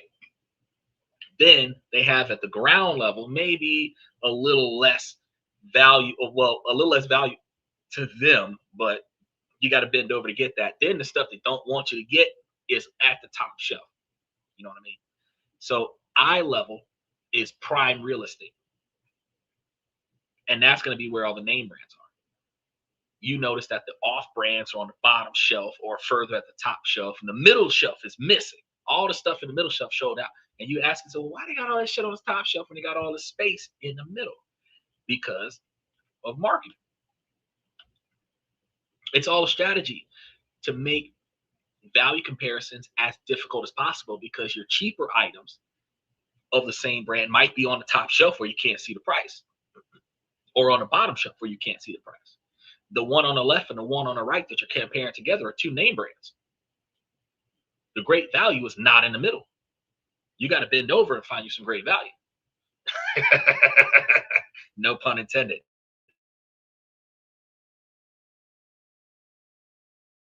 On your emotions and your habits buying the brand, not on cold, hard calculations of value. So the more confused you are, the more likely you are to just grab what's convenient, and that's where their profits are made. Okay. So understanding how the game is rigged is step one. Step two is learning how to play it better, which isn't going to take nearly as much of the show to explain. So while we can't individually break up the monopolies, we can absolutely change how we shop to protect our wallets. So it's time for us, because I never find you a problem without finding you a solution. It's time for us to move from being a passive buyer to a strategic shopper. I like your thinking. I'm just being for real. I gotta make it as awkward as possible for them, because y'all put that shit way up there. I'm 5'6", bro. Me and Rey Mysterio are almost the same height. I'm sitting over here looking at me, Rey Mysterio, DMX. We all the same height. You know what I mean? We short as fuck. And for all those females, like, I want a 6'5" man. I'm like, fine. I want peace, so you go give him hell. I don't. Oh, you jealous? No, the fuck I'm not. Because while you want a 6'5" man, I want a 4'11" woman. I ain't trying to bitch. I'm trying to between 4'11", 5'5". That's it. So you 5'7". You okay? I give you a shot. But you looking for a taller dude? That's okay. I wasn't looking at your ass though. You taller than me. But I got to do this. I need eye level and maybe a little under eye level. That's about it. You know what I mean? You know, if your chin is up here, we gonna have some. I gotta stand on a box to assert my authority. All right, now, so the single most powerful tool that you have is going to be your unit price, and I talked to y'all about this a few months ago. So I can't say this enough. It cuts through all of the deceptive packaging and shrinking of products, because in America we have to advertise the actual price of shit for price comparison. So this is going to be a great equalizer. It is in small print, the tiniest of small print on the shelf's tags. Now, also realize, if in the event that they put the wrong item in front of the wrong price tag, that is considered advertisement. You saw the price, it says $12. The item is $75. You can buy that item at the sticker price. They're going to claim, oh, that item, that tag price is supposed to be for something else.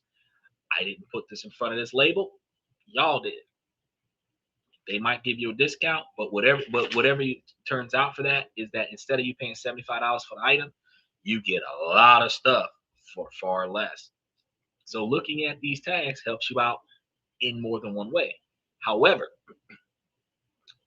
since it is that small print on the shelf, it's going to be showing you the price per ounce in certain items. It's going to show you the price per pound in certain items, the price per 100 sheets of certain items, the unit price count.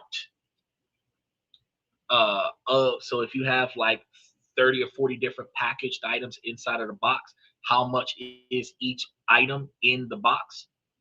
So before you put anything into your cart, you want to compare the price units. Is the big value jug actually cheaper per ounce? Is the national brand a better deal than the store brand? Making a habit of checking this one number will instantly make your immune system flex. You will no longer be as impacted to shrinkflation as other individuals. Second, break up with your brands. Corporations rely on your loyalty. I'm going to buy Hunts just because it's Hunts. I'm going to buy Nike and Jordan just because it's Nike and Jordan. Fuck them. Jordan don't even work no more. He almost dead. He ain't even going to benefit from this no more. His kids, his grandkids are going to benefit from it now. Fuck it. You don't need to buy that shit. Uh, my guy says, I got a lecture in the supermarket regarding climbing the shelves. I told the assistant manager that I would ask for help next time if I see an employee who is willing to help me. Okay, Walmart has a 10-foot heads up rule for Walmart employees. What that means is that if you are standing within eye view of an employee, their responsibility is to ask you if you need help. So if you're standing in front of a shelf in an aisle with an employee and you look up, they are supposed to ask you if they can help you. They are supposed to proactively put themselves in your path. The same way they would proactively put themselves in your path if they were accusing you of stealing stuff. They're supposed to proactively put themselves in your path to help you get stuff off the top shelf. So if you have somebody in an aisle next to you or in one of the adjacent aisles where they're stocking shelves, because there are people stocking shelves throughout the day that Walmart is open, you need to make sure that you put it on yourself to burden them. Even if you was originally not planning on getting something off the top shelf, if you was going to get something off the middle shelf, but you seen the same thing on the top shelf, you need to proactively go make them take it off the top shelf out of principle. I just want to watch you climb up there and go and get the stuff off the top shelf and put it into my cart. Even though there's some right here, I want that up there too. And they can't tell you no. They're gonna get up there, they're gonna get it, they're gonna take it all down. And then what they're gonna have to do is go back into the back and go get some more, put it back up there. But me climbing the shelf, I'm too old for that now. I'm too old for that. So the most powerful message that you are going to send to a company that has downsized its product is to stop buying the product. Start exploring store brands. Start looking at other quality products. They are no longer the cheap, inferior product of the past. Today, many are made in the same factories, just like Michael was talking about earlier, as national brands, and are often identical in quality for a much lower price. So instead of it being a knockoff where it's not as good as the name brand, it is just as good as the name brand. So you have to really start looking into steering away and just sample the name brand. Sample the name brand and see if it tastes better than your store brand, your national brand. Take your money elsewhere. If you don't like what they're doing, take your money elsewhere. Don't complain about high prices and then spend extra money on it. Complain about high prices and spend less money. Be like, fuck that. I ain't buying all that shit. Third, you got to plan your attack. Never go grocery shopping tired. Never go grocery shopping hungry. And never go grocery shopping without a list. You already know what's missing in your house. You do an inventory on what's missing in your house. And then you want to go and get what you don't have anymore. Right? That these are going to be situations where you're going to be the most vulnerable. If you are going shopping while you're sleeping, which is another reason why I order my food. If you're going shopping while you're hungry, you're in the most vulnerable position. And if you don't know what you went to the store for, you kind of had like one or two things you were thinking about, but you brought some money just in case. You're leaving yourself vulnerable. Before you go, you want to plan your meals, what you're planning on eating for the week, what you're eating for the between now and the next time you're going back to the store. You want to check your pantry. You want to make a detailed list. A hungry shopper is an irrational shopper. So have you some snacks first. If you still have trouble with impulse buys, try curbside pickup or delivery, like we're talking about right now. Because if you did curbside pickup, you can order your stuff online. You can order while you eat. You can, just get the things that you know is missing in your house and then just show up and they just put it in your car for you, which takes half of the stuff away. Now you don't have to worry about it. It says, while do you think Radio Shack, Woolworths is no longer here because the motherfuckers got bought out. I used to love Radio Shack. Radio Shack was my jam before Circuit City. Before you go to the store, eat something. Yes, you gotta eat. You gotta eat. You never supposed. A lot of us roll out of bed and be like, "Fuck, I gotta go X, Y, and Z," and we run out of the house, empty stomach, and we go shopping. We go do everything we gotta do. Then we sometimes we eat while we out, and that's gonna waste money because you're hungry while you're out. So now you're gonna eat takeout because you're not at home to cook and you don't have enough energy to get back to your house. All of this stuff is problems. You're wasting money somewhere, whether you're buying groceries in a store or you're wasting money by going to get takeout instead of cooking at the house. Because I never shop unless they have some deep discounts nowadays. Yeah, but we talk about groceries though. So like with stuff that's not groceries, you're right. Yeah, I don't buy nothing. I don't buy nothing unless I need it. But you gotta buy food because you gotta eat.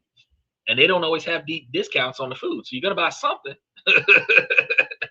They still have Radio Shack in Latin America. Yeah, but I'm not moving to Latin America. And in all fairness, it is real dangerous for me right now in our current ICE country to be in Latin America since they are knocking on all the Latin doors and they might mistaken me as I'm not supposed to be here, even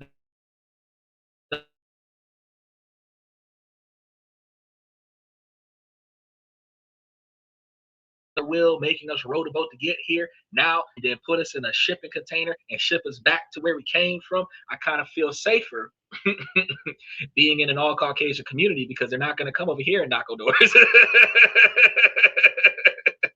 I kind of feel better being in a gated community because everybody here's got a passport and a Bentley. Is Circuit City still here? Circuit City is far and few in between, but they do have some Circuit Cities that still exist, usually next door to Walmarts. And you'll sometimes find a Payless across the street from a Circuit City, and you'll sometimes see a PetSmart where you see a PetSmart, Payless, Circuit City, Walmart. They know how to put their stuff. Now, another thing you can do, guys, is ordering online. This is going to force you to search for what you need, and it's going to make it easier for you to stick to your list.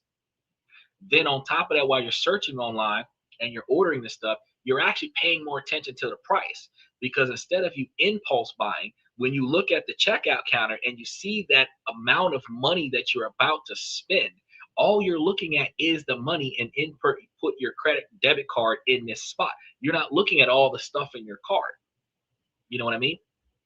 So when you now are able to decide, like, do I really want to spend this much money on the shit that I grab? Now you're like, nah, that's all right. Let me take some stuff out of the cart because I'm only going to spend this amount of money. See what I'm saying? So that helps you control the quantity of purchases that you're going to have. Fourth, you want to master timing and location. So if you shop for produce, it's the produce that is in season is going to be cheaper because it hasn't been shipped from halfway around the world. It's also going to be fresher. It's also going to last longer. So you want to learn the sales cycles at your local store. Like FX Trader says, he goes when there's deep sales. You want to stock up on non-perishables when they hit that deep discount. Okay?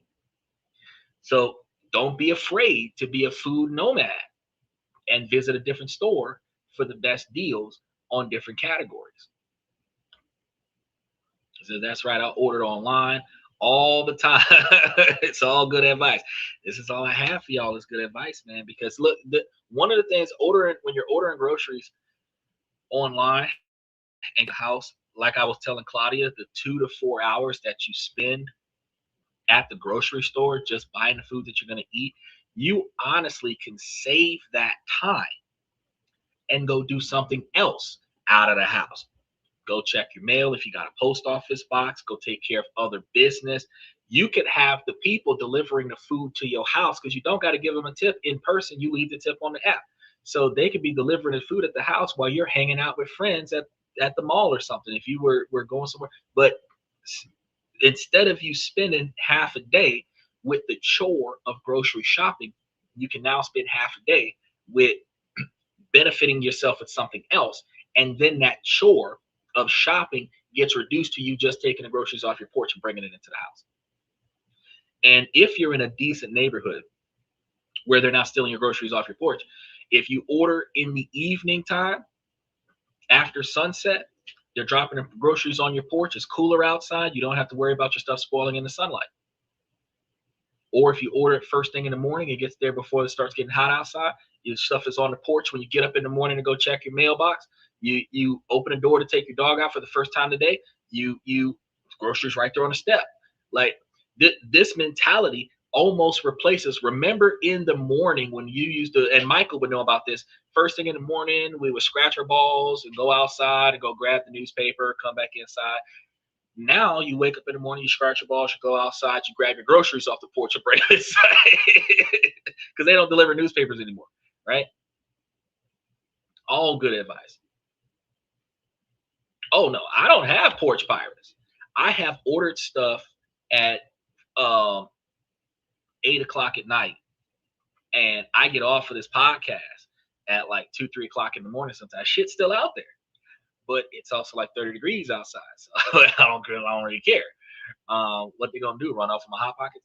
But there's also been some situations where I forgot that I had ordered some stuff because I ordered it yesterday for today, kind of thing, right?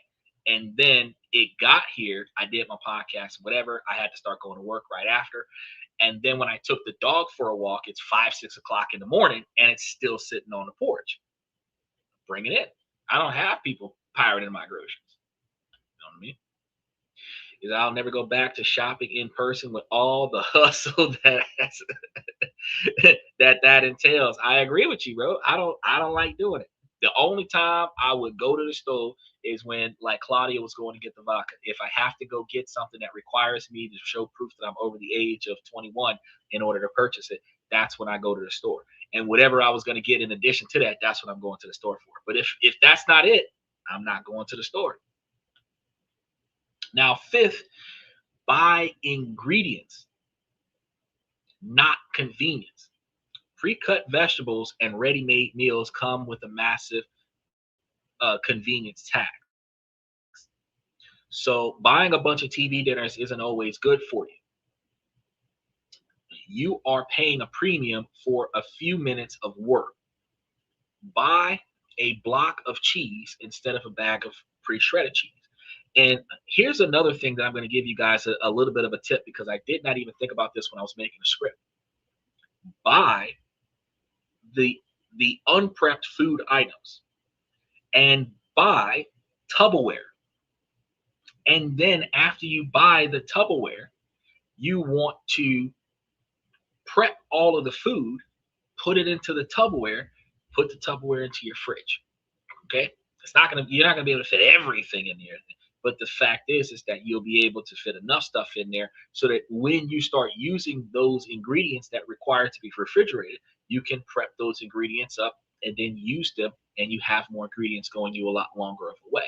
You start building a habit of buying your strawberries and then putting them in those Ziploc bags and then putting them in the freezer until you get ready to use them. They're not gonna spoil as quickly. And then you want to buy whole carrots instead of the baby cut ones, because these small savings is going to add up significantly.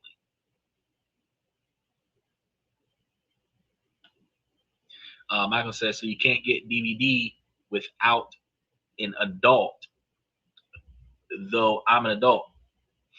Well, if the DVD is R-rated, well, yeah. Well, you need an adult. So at 71 years old, you need somebody to come and ask you to get it. Go get it for you. Well, okay, so the problem that you have with you can't order certain things because kids can take their parents' credit cards and order certain things online. So then you also have this other problem that the person that's delivering your stuff is not supposed to be in possession of it if they're not the right age. So you're saying, like, I see what you're saying, right? Because you're like, well, I mean, I have to show my ID that I'm at least 21. Well, yes, because the person bringing you the product has to verify that the person they're bringing it to is over the age of 21. Then when it comes down to delivery of alcohol and stuff like that, the person delivering it cannot be under the age of 21 because they're not lawfully allowed to be in possession of tobacco products and alcohol products if they're not of the appropriate age. So when you start ordering adult level stuff to be delivered, it starts becoming more difficult. That's when you got to leave the store. If you're going to buy you some liquor, some cigarettes, you're going to buy you some rolling papers or something like that, certain rated R movies, you have to proactively go and get that yourself. But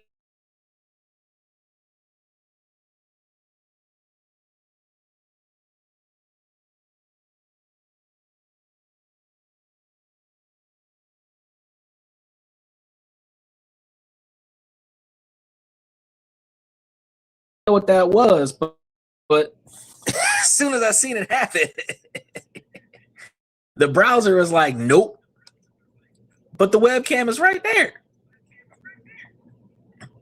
So I don't know what's happening here, but we're gonna figure this out another day. So, but I told you I was prepped. I was prepped and ready for the show because I was like, yeah, I know some stupid shit gonna happen because everything's flicking earlier. But so the camera and stuff is not there, but the whole comment section is still working, so we can still see stuff. And that's one of the reasons why you have to go buy some of that stuff in person. But everything else that doesn't require children is not going to what I was saying, because he's like, that's the end. That is not the end. Go sit down somewhere, Michael. Go sit down, Michael. That's not the end. Dag nabbit. But no, what I was saying was that threw me off a lot. No, so when you're ordering the stuff for adults only, exclusive adult only stuff, that's harder to do. But if you're buying stuff that anybody can go and buy, the kids can go and buy it or whatever the case might be, you can buy that stuff and get it shipped to your house and save you a lot of time. So even though like Claudia likes to go out and adventure and meet new people in the aisles and make friends, which is fantastic to do, if she had something else she wanted to do in that moment, she could order the stuff to get dropped off at the house, go pick up the vodka, go hang out with some friends, and then go back to the house and bring the groceries into the house. So the only thing she left the house for was the vodka, and everything else was shipped to the house. That's how I would have done about doing that. Funny, Walmart sells vibrators. That shocked me. Well, you're not supposed to touch it, Michael.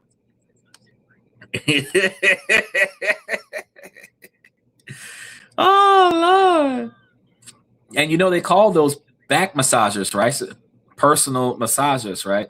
Muscle stimulant kind of thing. It's supposed to be like on your neck and your shoulder blades, because that's what those things were made for originally. And then they put them in inappropriate places, became a wide selling product. As soon as they realized it could be used for that, millionaires. Just like when Viagra went from being a blood pressure because blood pressure, the Viagra was created when men were suffering from low blood pressure. So it was supposed to help with that. Then when they seen the side effects, they marketed it for the side effects. So a personal back massager that women are using for not back massagers being exploited for something else. What's funny, Michael? These ladies right now can use a Samsung S26 Ultra for the exact same purpose. Just crank up the volume of the vibration and then call yourself. Yes, sir. Finally, let's get in here about these groceries. Use yourself some technology. Your grocery store has an app. Most of them do. Use that. What did he say? DeWalt? Yes, sir. Now, they're loaded with digital coupons and personalized deals. So if you're buying stuff online, even if you go to the store and like to pick stuff up from the store, if you ordered it online first, you can get those online deals. There are also third-party apps that help you compare prices across different stores in your area. That's going to take the guesswork out of finding the best deals. By adapting these strategies, you are voting with your money, not with your impulse buying. You are rewarding stores that offer transparent value and punishing those that rely on deception. Letting your money talk for you. He said, lost leaders. Well, a lot of us are lost these days, buddy.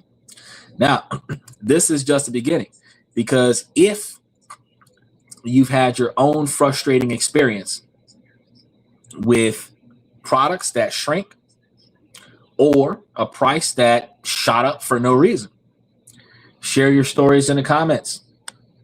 I want you guys to let me know. We're going to keep this community going. We're going to be providing smart shoppers who can help each other spot these tricks. And these are going to be more beneficial for you because you'll be able to talk about this and hear about this.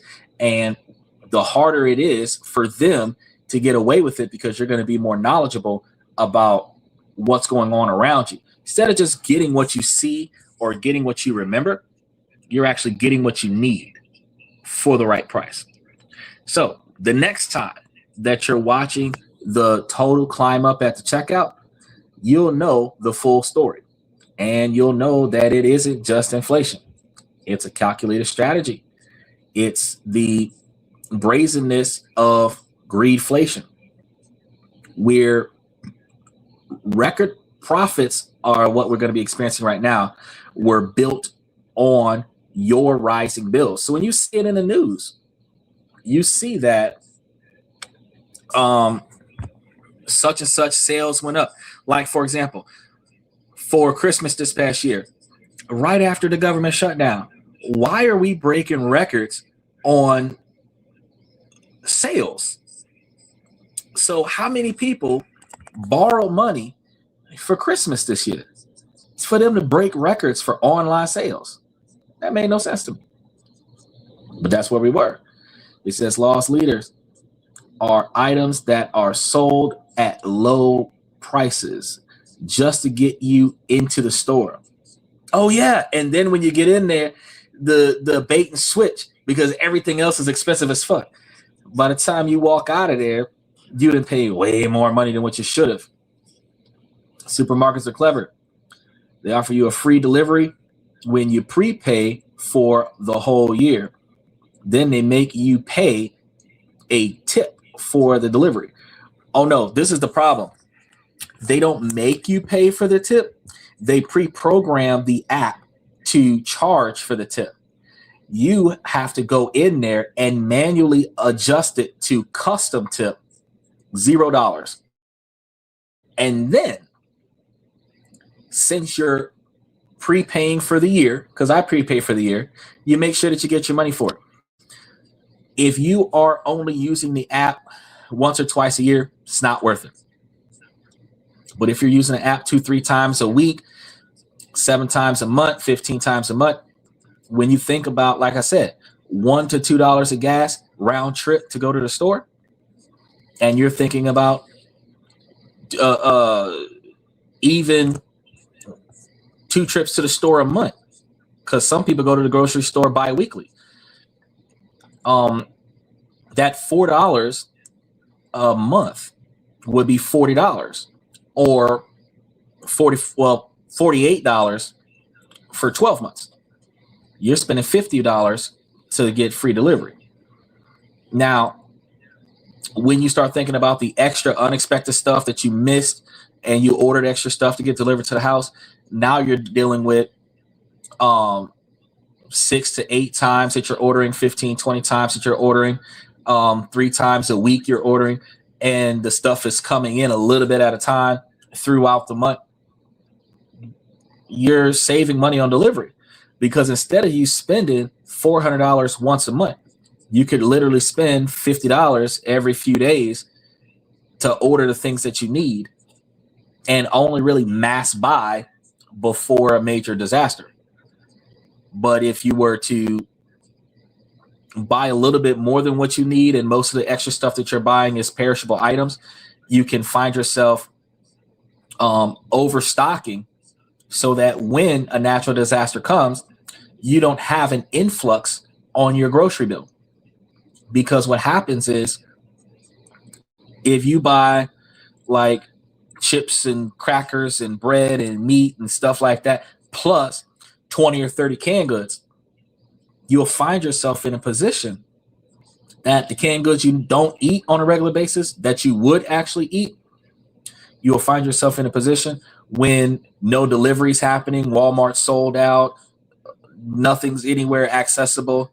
You've got shelves of canned goods that you can crack open now and make a meal out of, right? And that's what people don't think about. Is an add in automatically 15%. That's what it does. It starts at like 15%. Sometimes it'll pre-program it at 10%. And then what you have to do is you have to manually adjust it. Because if you just fill your cart and hit send, they're going to program the tip in there for you.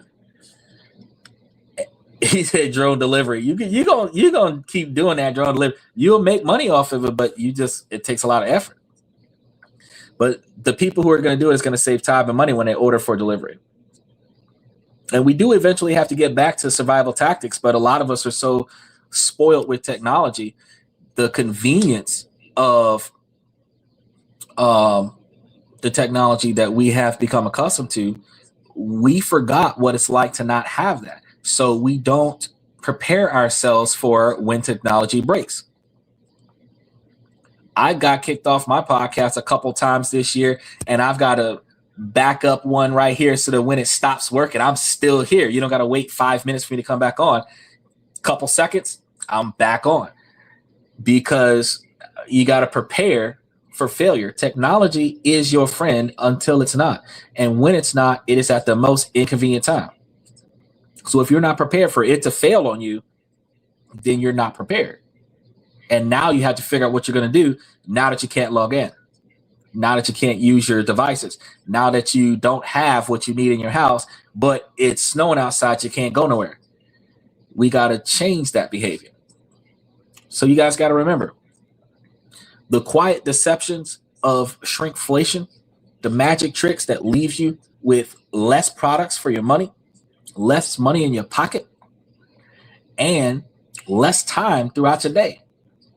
It is the result of a consolidated system where a few powerful players can set prices without fearing competition. So the story that they tell you on the complex global forces being responsible for this, and while those forces are a part of the equation, they are also a convenient smoke screen to hide a simpler truth. For the long term, they charge you more simple because they can. They're basically getting away with raising the prices because they can, because you're going to pay for it. They tested the limits of what you were willing to pay, and they keep pushing until we, as consumers, push back. When you're not willing to pay that price, they're going to lower the price. He said, if electricity goes out, are you prepared? Oh, yeah. I've got 2 months worth of bottled water and about 300 cans of goods. So we can eat cold canned goods straight out the can for the next 2 months. Who can say that? Katrina victims usually say that. Folks that have had no power for 3 months can say that. Nah, I'm good. I don't need nothing. First few days of a natural disaster, eating everything in the fridge. The rest of it, we're getting everything off the shelf. But you guys got to realize that this knowledge isn't meant to make you feel hopeless. It is meant to arm you, to empower you so that you are able to walk into the grocery store not as a victim, but as a savvy participant who understands the game by checking the unit price, by switching from name brands to store brand, and by planning ahead. You are refusing to play by their rigged rules. You are reclaiming your control. He said, poor doggy gotta eat you. You forgot where we at. I got recipes from Haitians. I will cook my dog before I starve to death. And I keep him fat just in case.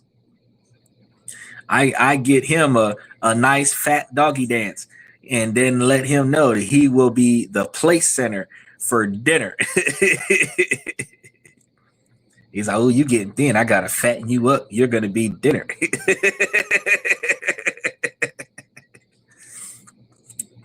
Now, the fight for a fair marketplace is going to be a long one, but it's going to begin with awareness.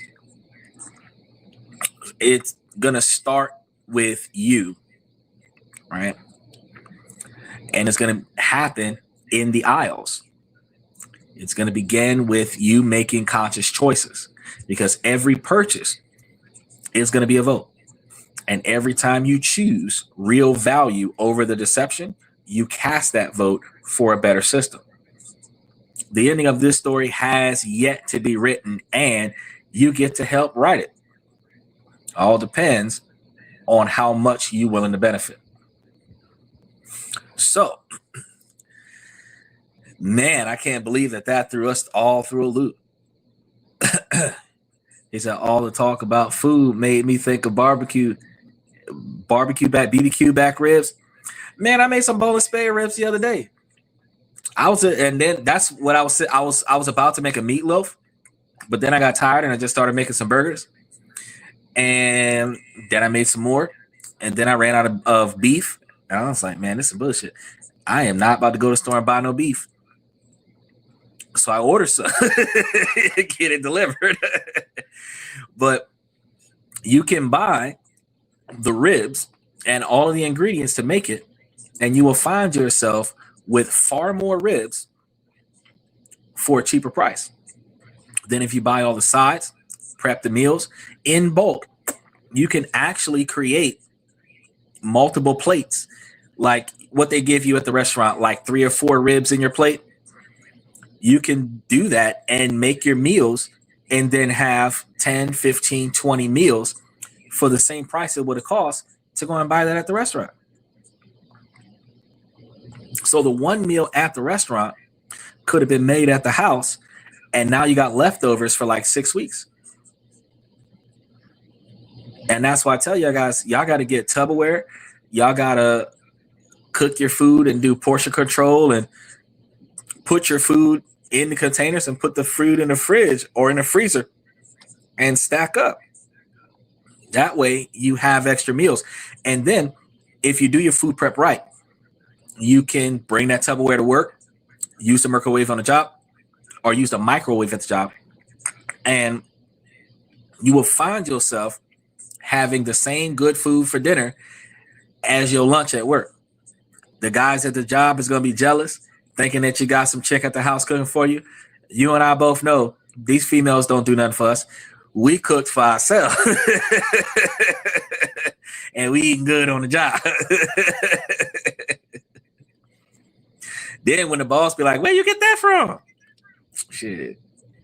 You ain't selling it. Look, that's what I'm talking about. $2.99 a pound. Buy myself. Look, so it's $2.99 a pound, but you're gonna buy $15 to $20 worth. That's how they're gonna package it. It's $2.99 a pound though. But if you paid $30 for it, you know that you would have went to Chili's, Outback, Applebee's, and you would have paid $30 for the plate of baby back ribs. But if you think of how many ribs would have came on your plate at that restaurant, and you think of how many plates you can make with that one package of you're gonna buy what, 5 pounds and cook that off at the house. You got like 10 plates for the same price, which means that you're probably going to be spending $3 to $5 a plate to eat your baby back ribs at your house instead of spending $25 a plate at the restaurant. So when these females start talking about, I want steak and lobster and ribs, and you start talking about how they're going to cook that in your kitchen, you see what kind of mindset they got. Because she like, sure, I'll cook that shit. Then you got your keeper. You got one that's going to bitch. What you think that I'm in your kitchen today? Yeah, she just fired herself. I know some of the women on the show gonna be like, no, that's sexist. But no, that's real. Because you had no intention of leaving her in the kitchen by herself. You're gonna be in there with her. So if she think anything other than we are about to do this together, she is not a team player. So at the end of the day, y'all can start changing the way y'all date.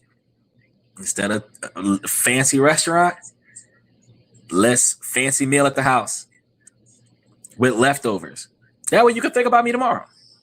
I ain't got to encourage you to go on a second date with me. That food was good, and it lasted us a few days. When you ran out of food, you coming back to see me. We're going to go grocery shopping and do it all over again. So, with that being said, since that's all we got for today, but damn, we've been up here for 2.5 hours, so we still ran the rave. He said, don't need a license for crawfishing. You true. I throw it into the river. Oh, yeah. But you can only eat so much crawfish. A lot of women don't know how to cook. But that's what they made easy bake ovens for back in the early 90s. Remember when we was baking better than our sisters when we had those easy bake ovens back in the day? Remember what they used to have all home ec back in the day? And now these women be burning water. They be you give them some rice and the rice all black and shit. You get they don't know how to microwave nothing, you know. And then what we gotta ask, what prize are you bringing to the table? Because the dog can cook better. Men are better cooks than women.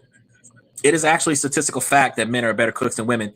And actually, in every restaurant in America, there are more men in the kitchen cooking the food and more women outside of the kitchen serving the food and selling the products.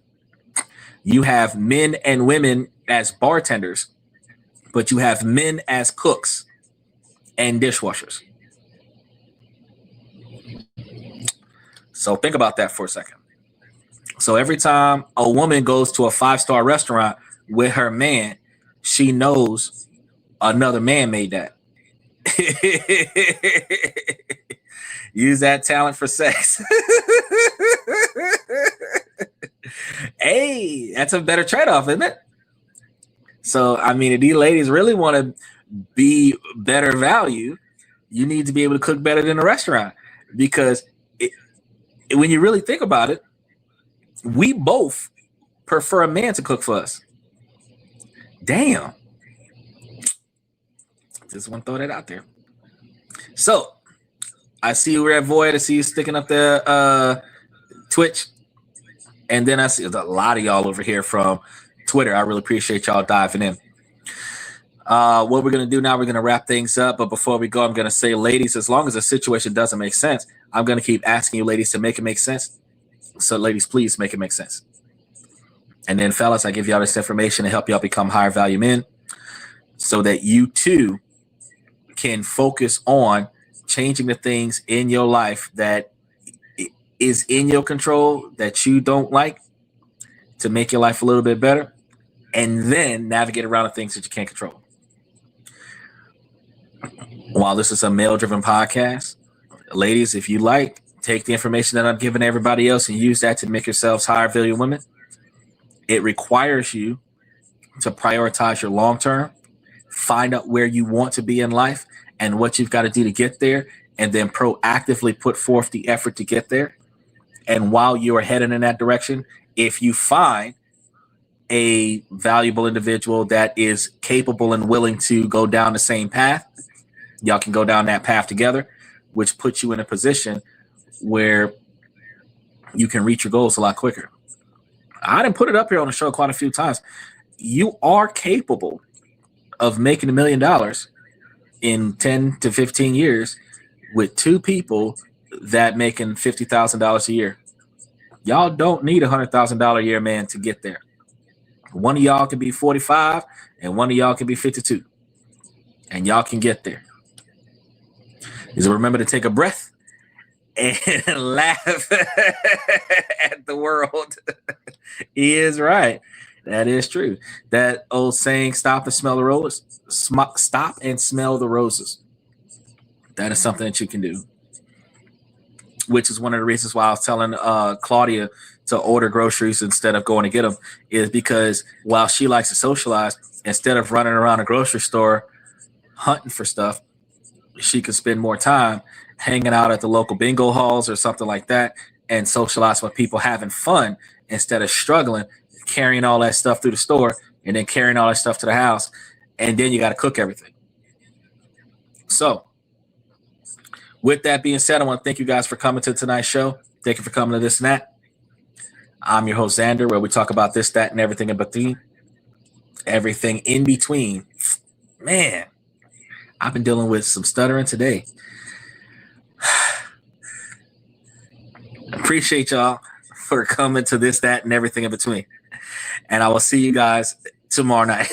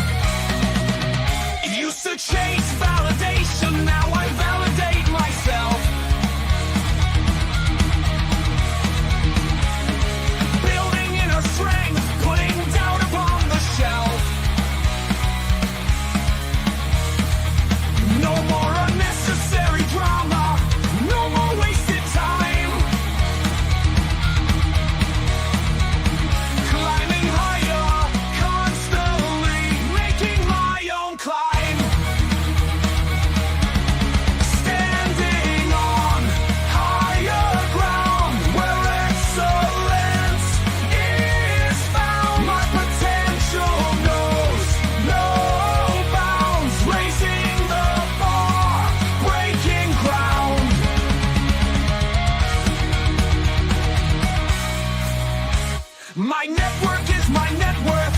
Choose your company wise. Surround yourself with eagles, not with sheep in disguise. Every interaction is a reflection of my brand. Quality over quantity, that's my personal command.